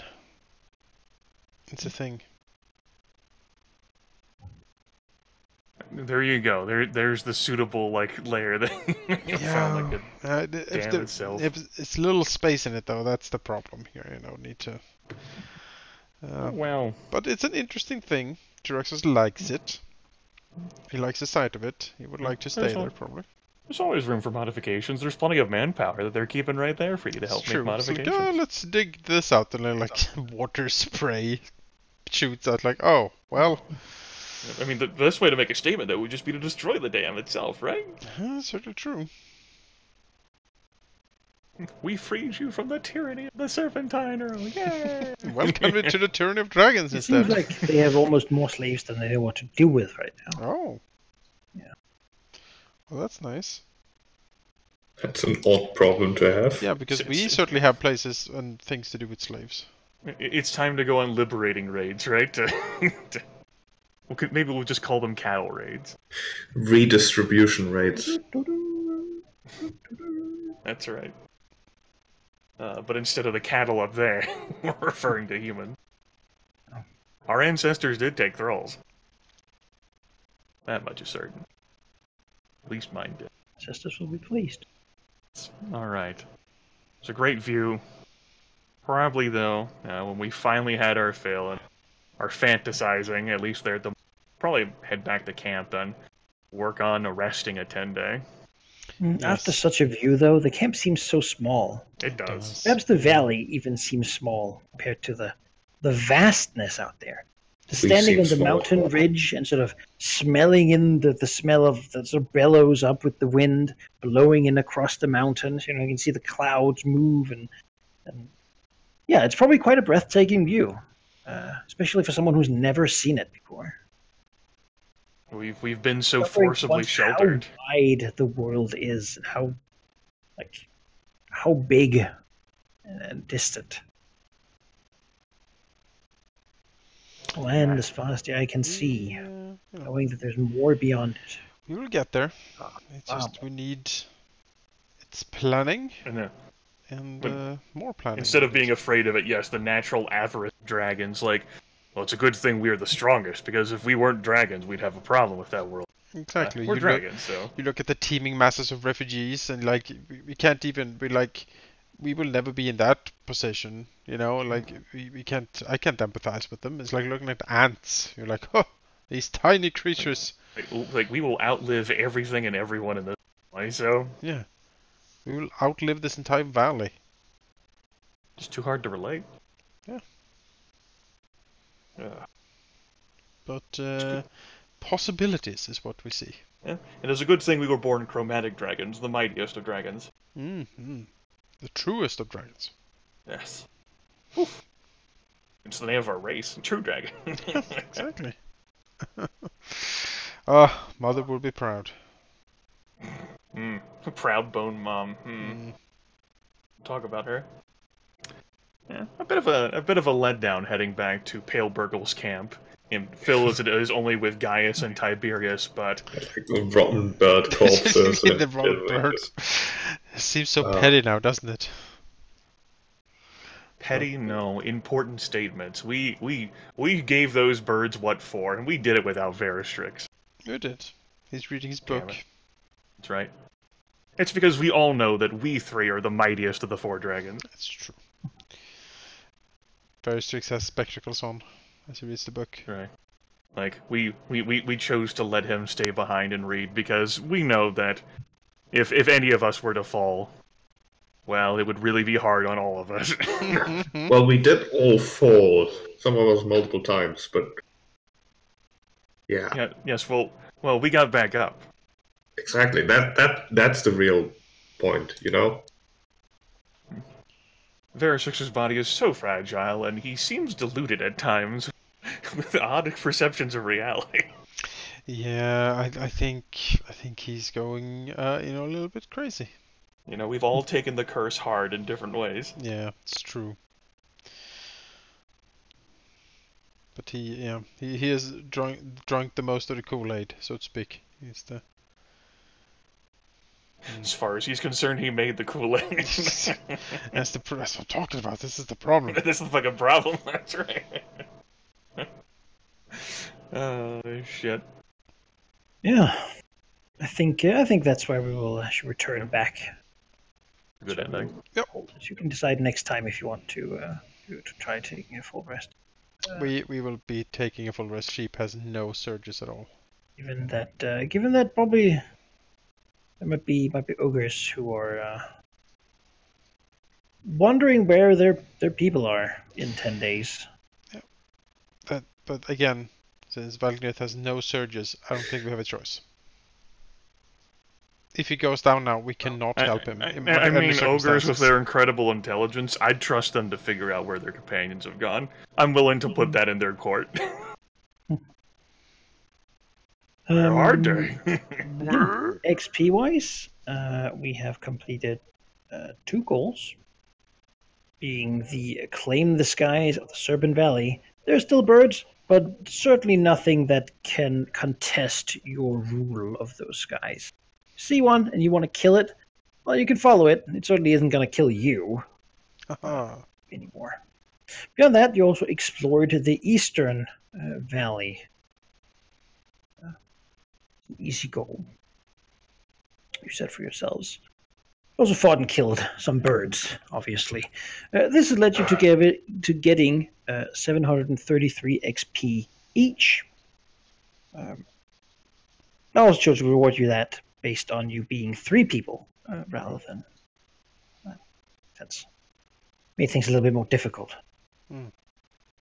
This will bring you to 5,658 total experience, which does pass you over the threshold for level 5. Oh, yes. That is fancy. Level 5 is a gain 1 daily attack power. Yes. 5. That is good news. Yes. So, considering we're at the end of the session, and it might be easier to talk to you directly, Monica, than to write a message, I want to run something past you. All right. Because I've found that in Martial Power 2, there's a weirdly named martial practice, which is called Forge Armor, which sounds exactly up my alley. The issue is, to get it, you need to spend a feat, and you also need to be a martial class, which I am not.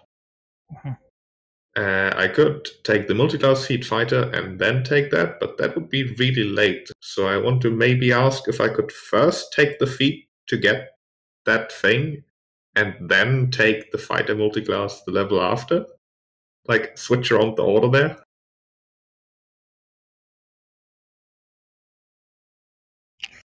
You're saying Martial Power 2? Yes. The feat is called... what is it called? Practice Study. It lets you pick one of the martial practices. Martial practices, huh? Yes, they are like martial rituals, basically. Okay, and what does Forge Armor do? It lets me make magical armor. Okay, that seems very relevant to what your character's trying to do. That is the fault. There's also like practice that lets me make mundane things, but it sounds really borderline useless. Certainly more dull than magical stuff. Yeah. You could get access to it via a multi-class feat, which I assume you will be taking. Yes, absolutely. And you want to take this next level, you're saying? I will take this next level, then at level 8 the multi-class feat, and at level 10 something else. I don't think I have a problem with that. I don't think it's overly problematic that you do it in that way.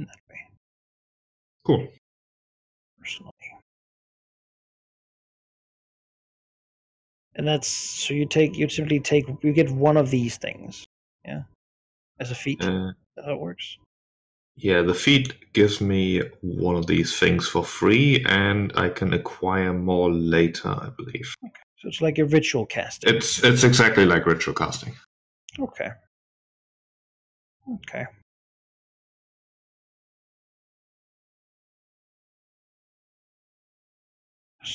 Forge. Effectively, it allows you to. Yeah. I could also switch things around. I was thinking I could retrain into the fighter multiclass and replace toughness, but I sort of feel like I can't afford to retrain that. You can do it this way. That's okay. Okay. Yeah, it makes very much sense that is what So is Martial Power 2 your supplement? Yes, that would be it. Assuming that you would be okay with the Paragon path that I want coming from a different book, which is Martial Power 1. that we will talk about Paragon Path. Your dragons, I want something for Paragon Path that fit to who your character is. Ideally, not just like a power pick or whatever is top of the meta list. I don't know. I'm sure one exists. You know, so if there's something that's really like, yes, this is where I want to go with my character, then yeah, that we'll take a look at that. Get there. Yeah. Level 5 though. Halfway to Paragon. Which means it's a good idea to begin considering it. And I mean, when you have a pretty good idea of where you want to go, you could send me a message. I'd prefer if you wrote which Paragon Path you would like, and then probably also what that would mean for your character. Like, what does that change? Is it a continuation of who they are right now? Would you want there to be some sort of introduction of change? Say, for example, if you had some Paragon that was like, I am a commander of a Hobgoblin regiment, then you would need a Hobgoblin regiment to somehow be involved somewhere. These things are good for you to know, because then I can introduce opportunities for your character that can sort of bring you to the level of being that type of Paragon. So just send that to me at some point. Great. All right. Yeah. I will take a look at it. I have some posting. I'll be posting the current goals for everyone to have. You can consider for next week which ones you want to do or improve. Yeah, let's see. We've just had 9 sessions, leveled up to level 5. We're going at a pretty good clip, I guess. I'm not used to there being 30 levels. That's the thing, right? Many levels. Yeah, we're going through all of them, so it's okay. We are going pretty fast. We are going standard XP, and generally, combats are in the harder end. As you've done them, you've gone for some pretty hard things to begin with, which has given you some pretty early XP. We certainly have gone for some hard things, yes. And you've completed goals, of course. Goals give you XP as if you complete encounters. Not full encounters, but of the minimum difficulty that they are. As such, effectively, by completing goals, we skip some encounters and add rewards for doing things that are not just fighting. And I think that's a good thing. Yeah. Yeah. Beyond that, it might slow down later on. I mean, sure. It seems likely, but currently we certainly are at a good speed, and I think that's it does help that today we decided that we were going to claim the skies of the Serpent Valley. It's a big thing to kill. It's a hard goal.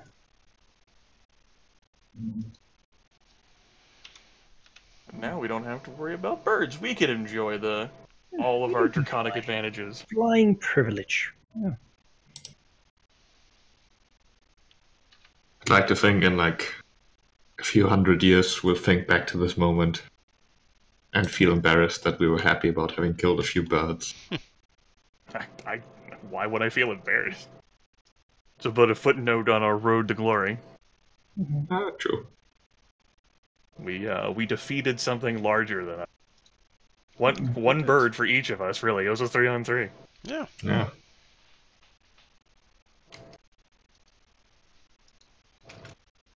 Just a fair fight. Predators. Yeah, I hope you're still having fun with the campaign, the premise, and the system. I'm certainly enjoying myself. Yes. And as we gain levels and begin to think about lairs, because of course time does pass, and all of a sudden there might be a limit to how long it can go without suddenly sleeping sickness hitting these dragons. Beginning to think about lairs is probably a good idea. A place you can hole up, finding something to protect you while you sleep. Such things are certainly relevant. Not even that so much for me as the idea of, like, we are dragons. Dragons don't often live together. especially That's very ones collective. like you're not my parents, and like we're forced together by our circumstances, but that doesn't mean I have to like share living space with you. True. Even though we have to share territory anyway. EU, you just wait. You just 1,000 years from now, we're gonna have a Gross. better conversation. That's right. Blue Dragon cooties. That's right. Wow. We have certainly demonstrated our petulances through our compulsions to making poor choices. Valignith does seem, of all the dragons thus far, to make the worst choices.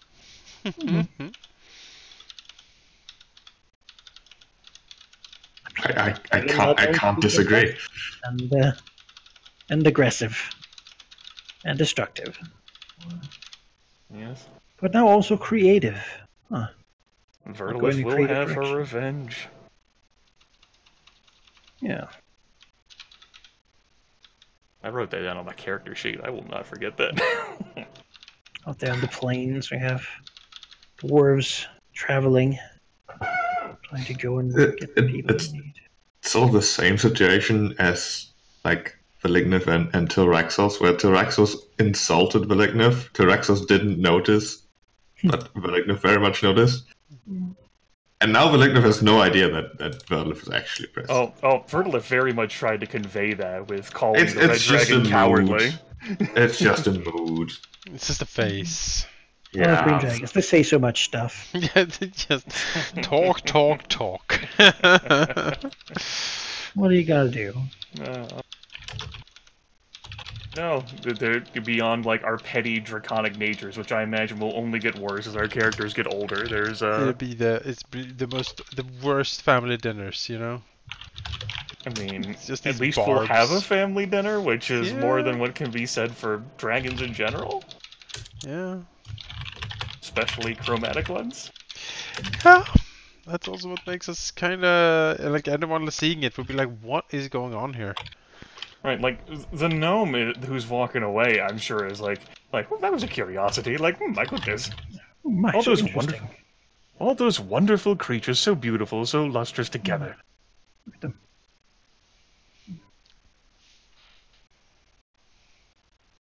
And no one else has to know that we're weaker than typical dragon. No. Due to the curse of lethargy, no one else. Hopefully, you know, you didn't see that.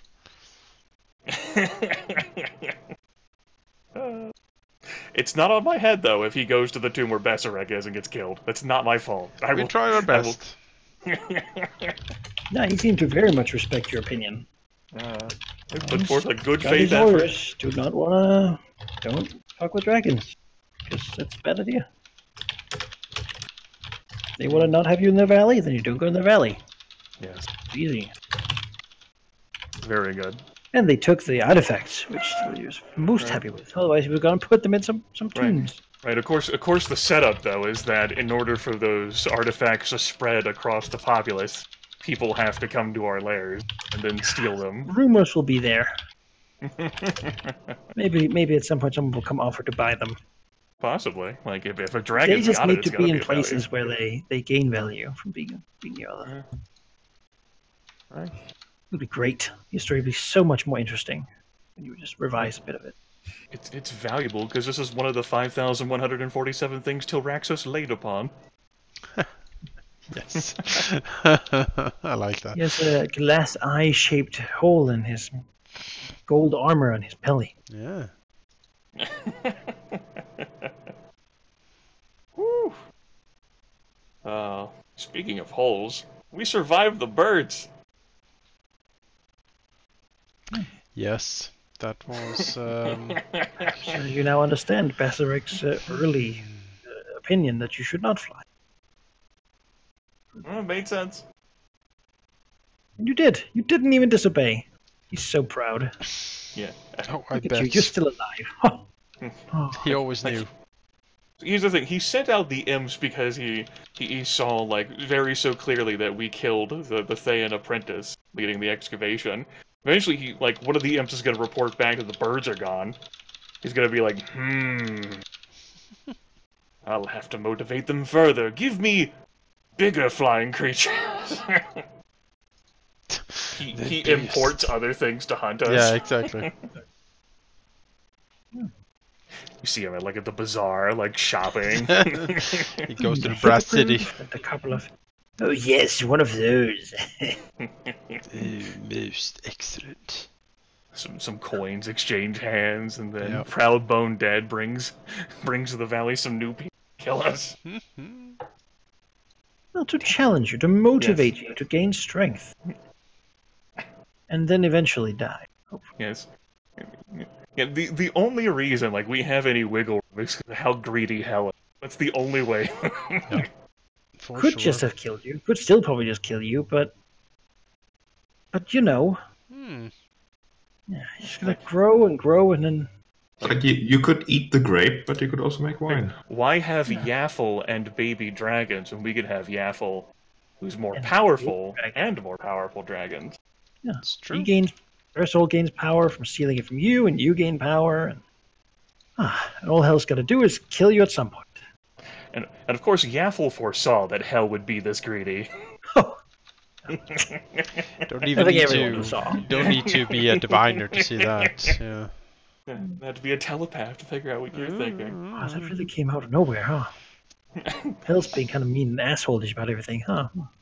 Can't believe Asmodeus would try to get more than what he bargained for. No, that's so weird. It's so unlike him. Yeah. That conniving, divine bastard. Again, I mean, we probably did also agree to the deal with the whole opinion that her soul would not go to the devil. Yours would instead. 'Cause, you know. That's right. That's right. Sooner or later, we're going to have to prove that she did not foresee everything. There will come a time. I mean, she could only foresee so much, right? There is a limit to how much one can foresee. Right? I mean, she was a Zolkir of divination, but I mean, she could only do so much, right?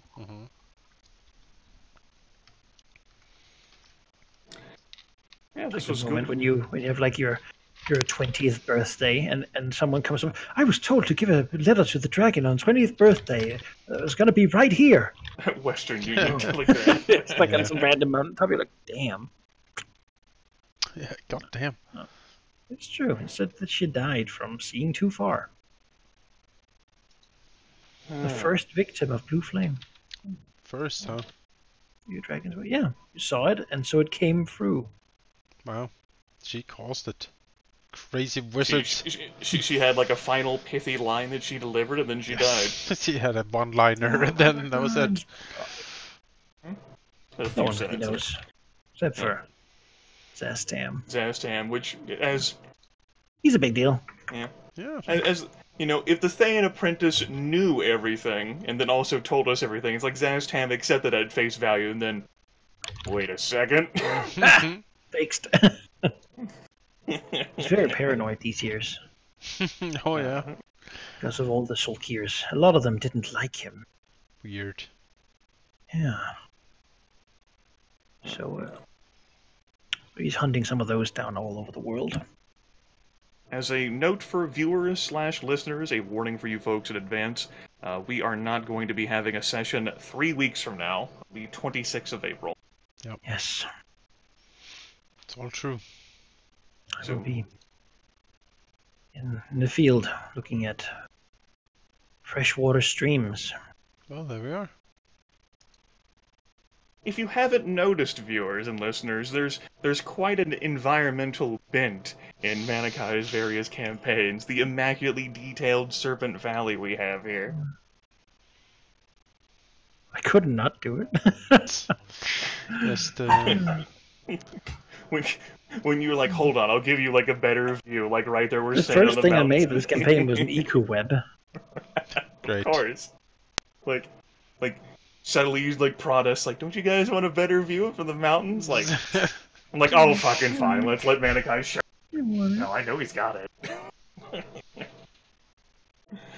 Oh, I shit. think like that is much harder to do if your background is like towards computer science. Like, how am I gonna make a campaign about that? I have no idea. I'm not computer science. You know, Shadowrun hacker physics sort of works. Oh, physics Computer campaign. science isn't hacking, Jonas. Oh, what? Of course it is. Using 2 keyboards at once. I have seen. That's not what Hollywood taught me. I have seen No, Sandra Bullock's The Net from 1995. 1 keyboard. I know a thing or two about hacking. See, let me tell you. every- That was Jonas's Paul Walker and Angelina 30th year Jolie's Hackers. birthday. That came out. Oh, The Net. What a movie. What a great film. I also very much enjoyed Navy CIS. 2 people using 1 keyboard. Yes. Hands sort of moving across and crossing Yeah. and then move back. Wow. Frantically That's- typing. It's hilarious. It's amazing. That's how you hack, though. I mean, as far as I understand, you just try passwords Frantically until typing you find is the how right hack, one. yeah. You know, So- A. So while we're You all gotta be really together, fast. I'm curious about how you folks feel about the campaign. Jonas, you made mention that your favorite moment was possibly when the kobold like stuck the flag up and gave a salute. Like, what's been everyone's like favorite moment of the past 9 sessions thus far? I think for me it was the goat chucking. It's pretty good. Go check. I think my favorite moment was also that session, but it was in diluting the Thayan apprentice. I also did like that we managed to lure Pale Burgle out and just eviscerate him without really having to tackle like the might of the camp in one It's a go. whole dungeon. Me rolling the 20 on the diplomacy and then Valigna's suggestion of Yep. shy pets and That was our best. That was our best ruse, or like our best play, I think. But the Kobold salute is fantastic. any Just- moments you folks haven't enjoyed? I hate to say it, but the kobolds were purely infuriating to me. Like, the initial bit at least.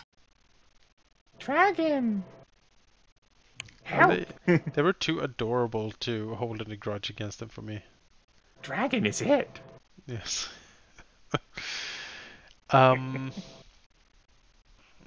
Nothing really. The general thing I dislike is when, for example, we have extended combat encounters and you get hit with conditions or circumstances that prevent you from actually acting or doing anything in combat encounters, because that usually ends up being very long stretches of time where you're not doing anything, and that's, it's difficult to handle, but it does get boring if you're stunned for 5 rounds. We haven't had anything like that happen to us over the course of this campaign thus far. If anything, we've been the one inflicting conditions upon others. Yep. Turns out that we haven't faced many wizards, as Jonas calls them. Oh, the wizards. Wizards. Hate wizards. Can't be trusted at all.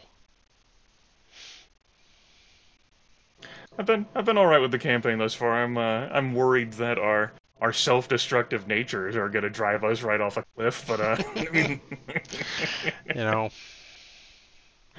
I'd like to think that despite trying to do the red dragon sort of tendencies justice, I haven't been as reckless and self-destructive as I could have been at least. But it's not making a difference. Like, wow, I lose a lot of healing surges. You do.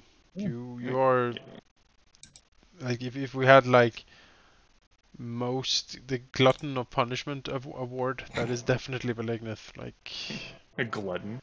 Yeah. There have been some combats where I was like intentionally reckless because it fit. Absolutely. But there have been more combats where I try to be careful, but all my things need to be melee attacks to do anything, and then I get hit. I feel like it's a lot of someone moves up and fights a thing. You move up to give them your aura. They move away. You get mauled by whatever is around. Yes. It's pretty common. Like Jonas's character is always in pursuit of combat advantage, and so like the dream of sticking adjacent to him so that you could always like benefit from his buffs is Yeah. It fades Yeah, away when as he pursues glory. I really need to be adjacent to another melee combatant, which I guess really is only Verlif. But Verlif is usually running around and picking up enemies, which makes a lot of sense, but it makes it very hard for me to position myself. As I noted this session, and as I've gotten the sense of, like, one of the advantages of the battle mind, particularly with the specific battle mind I've chosen, is a mobility to ensure that enemies that I want to stay next to me have a really hard time getting away from me. But it also means that I'm mobile, and defenders typically aren't. We're also, just due to our Draconic campaign, we fight in 3 dimensions. And so... Yeah. I think going towards Paragon, it'll be less of an issue for Velnif taking hits, because the Rune Priest is, like, as a secondary, it's very, very defendery. I just don't quite have the tools yet. My defenses are good, but the rest isn't yet. Yeah. As for staying close to a melee combatant, I will be less dependent on flanking, and by Paragon, if all goes as planned, I won't have to necessarily rely on flanking to get my combat advantage anymore. There are some stuff I can do to give me that. There are some feats I can pick up that allow me much easier access to combat advantage than I have to flank. So and it also helps when your team provides you, or everyone, combat advantage without you even having to do anything. Yeah, anything that dazes blinds, like anything like that is great. Mm-hmm. Yeah, that's not a thing I do yet. No, maybe. But it is a thing I can, as we go into Paragon, I can start doing that also. So I can generate it myself. The battle mind is a defender that can lean a controller more so than anything else, as I've proven when I've blinded enemies. Or stick them next to me. Yeah, that's my favorite skill, is when you knock them prone and stick them to you. That's great. That lodestone lore, I love it. It deals constitution damage, but the power of, like, you don't get to move to any other space except for adjacent to me. It's really good. Just those birds, just locks them down. Mobility was the thing. I like when I picked up lodestone lore, I had that in mind of, like, we're going to fight things that are faster than us. Yeah. You know, and it just like I'm just gonna have, like, an issue, like, keeping up with that. This portly dragon with a speed of 5, life speed of 2, and as it turns out, the birds are the biggest example thus far. Something that is so, like, dependent on mobility and could have defeated us, like, yes, with that mobility. Yeah, I do also enjoy that. The things we're finding, there's good piles of loot, there's good money flow generally, and most of the things we find are useful to us, which I enjoy. I mean, the game tells me how much loot to give out. And so when I design stuff, I go ahead with the parcels and I add everything. The Horned Helm is the hidden gem so far of the stuff. Change your playstyle. Yeah, completely changed my playstyle. I saw it and was like, that's kind of neat. And then I was like, good thing Valignus unconscious. Yeah. And then I was like, yeah, actually. And then I saw that badge that helps with attack opportunity from charging, and I was like, yes, I see it now. It's going to be a while before they come back, but it certainly is on the list. I am. A little synergy. It's like money doing any good in your pocket. So. Well, it's pretty. Need that Smaug pile. I just hide under it. Well, we're still in the early game. Yeah. Right. The Patreon. They'll never find me while I'm catatonic if I'm hiding under my mountain of coin. Exactly. Can't find me here. Heroic means that you're a big deal locally. Paragon means that you're a big deal in surrounding sort of kingdom or nationally. Greater region. And then Epic means you're a big deal sort of just in general. Yeah. As for go ahead. Yeah, I'm curious, Grimmith specifically. What have you considered your Paragon path? Any? And what would you? I've thought about it like a little bit, but unlike you dreamers, I typically like keep my mind off of things until it's for like role playing purposes until it's gonna be a reality. I've spent too much time theory crafting over all the years, so Sure. I try not to invest more time in that than until it's actually going to happen because I've put too much time into things that never ended up happening. That was Sure. relevant. I Like Valky and I have talked it over a little bit, and we both agree that like whatever paragram path we choose, it will most likely be psionic in nature, because that gives us more power points, and it's really difficult to choose like a paragon path that, like I have so few encounters. I have at wills that I augment. Yeah. And so getting more power points allows me to augment more things, particularly as we get into Paragon, I will have more expensive powers, more expensive augments. Yeah. Is that if there is something I am concerned by, it's not that so much as like taking what we have in the valley and actually making it into something that can sustain us through the curse of lethargy. Yeah. I'm looking at this right now and I'm like, how the hell are we going to survive being catatonic? Yeah, we don't have Yeah, we don't have much. We need people. I've been trying, but there's only 2 hobgoblins. What we need It's to not- do. It's not even just a matter of people, though. It's like, if the dragon is helpless and paralyzed, like, anything that could hurt the unconscious dragon can defeat the unconscious dragon. That can be the hobgoblin who decides that he... Well, not exactly, actually. If the dragon in its catatonic state needs to exert effort to protect its life, it can. However, that will basically come at a longer cost when once it begins living up, like getting back on its feet and living up again. It will be weakened for a time after that because it had to like expend additional power through the rest. So it's certainly not something you want to do, but it's not like a centipede climbs up and just eats you. Alright, so if any of the minions are like, now is my moment to strike, we're not just gonna lay there while we get shot with arrows. Be like, we have an opportunity to... Fight. Certainly not ideal. Not something you want. But yes, the dragons can stop Okay. mutiny or such. My primary concern was just the idea of helplessness. Like, I have no idea how to impose, like willingly, I'll go along with this. There's no way that we can even disguise that we'd be helpless either. Particularly not at this point. Like, I can't... How am I going to delude or trick my minions into thinking that? I don't know the answer to that. It is like you would have to try to inspire loyalty like that. That's what Jaraxxus has been trying with these creatures. But we need defensible positions, which we don't really have. We need traps, monsters, like we need things in the way so this like ingenious warlord doesn't get to us. Yes. What about the others? I don't understand faker what in you're there. talking about. The infinite kobolds. Or as you called the Mary Sue insert. The Mary Sue, yeah. Grimace. Mary Sue. Oh, he's great, but he's amazing. He's just Wow, look at all the... Of Yeah, course he is exceptional. Yeah, It of course, has, like, yeah. cohort. Mm-hmm. Why not? Everyone loves him. Yeah, no, that's it. He's a game master in his spare time. He runs games for his followers.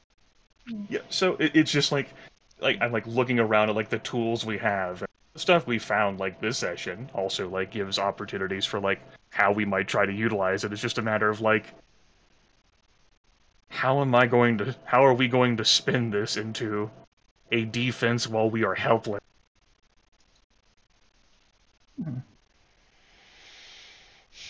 If I since the dragon's gone, or not the dragon, gnome, if I just unbury the historical artifacts and hide within the artifact, and politely Fine. request all Yeah. adventurers just take like one artifact. Here we go. If I sleep in the hole beneath the historical artifacts, you'll never find me. A bowl outside. Please take one. That's right. Take one. Or only more known. Harpies. I can do something with harpies. They changed Harpies. No one loves them. I can appreciate them. Yes. They're strange psionic things. Their hunting eagles will deliver me food. Great. Yeah. All right, Well, good session, folks. Yeah. We did it. We did it. We Hooray. do. Hopefully we will have a full number. I am gonna Hopefully send my so. token. This is the second session Valky's missed. It must be so easy for him to level up while we do all the heavy lifting. He just comes back and is like, oh, wow, yeah. We all Thank just you need very to miss much. sessions. Have him do all the heavy lifting. You all His like, oh. character is the one that makes sense. Just sitting and thinking would make him stronger. Oh, I've unlocked a new bit of my mind. Huh.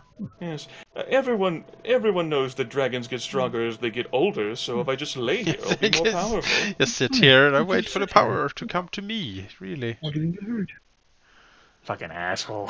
I now have 54 hit points. Woo! And my Hey, daily, me too. Great. and my daily Can't is- one-shot yourself. Wow. That's true, yeah. My daily is new daily is Frenzying Smite. It is also 4 times weapon damage. I push a target 2 squares. I can shift after for 3 squares, and I grant combat advantage until the start of my next turn because I'm so angry that my defenses drop. Oh my! You know what you're picking for your level 5 power sheep? I think so. All the level 5 daily powers the Rune Priest has are actually pretty bad, so I'm gonna pick another level 1. Huh. At least I think they're better. I'll post them in chat at some point to get your opinion, but probably not right now. The one I'm looking at, though, is a Close Burst 3, which is nice to have some AoE. Yeah. 1 weapon damage plus strength, and it creates a zone in that area, so a pretty beefy zone. Close Burst 3. Close Burst 3, even. Which gives plus 2 power bonus to all defenses, to all allies. Which I How long can does that sustain zone as a minor last? action. Sustain that's- minor. All right. That's So nice. potentially the entire combat. Cool. Does it follow you or does it hang there? No, it's just there. Okay. Yeah. So I need people to not run all over the place. Mm-hmm. Yeah, we'll see where the road takes us. Rune of Undeniable Dawn. Yes. I cannot deny this No dawn. one can deny this dawn. It It is is- so yeah. bright and Yeah. fiery. The sun will rise. No matter who you are, like, yes, that's dawn. I'm deciding I between two myself. One of them can't creates a disagree. zone. The other one doesn't.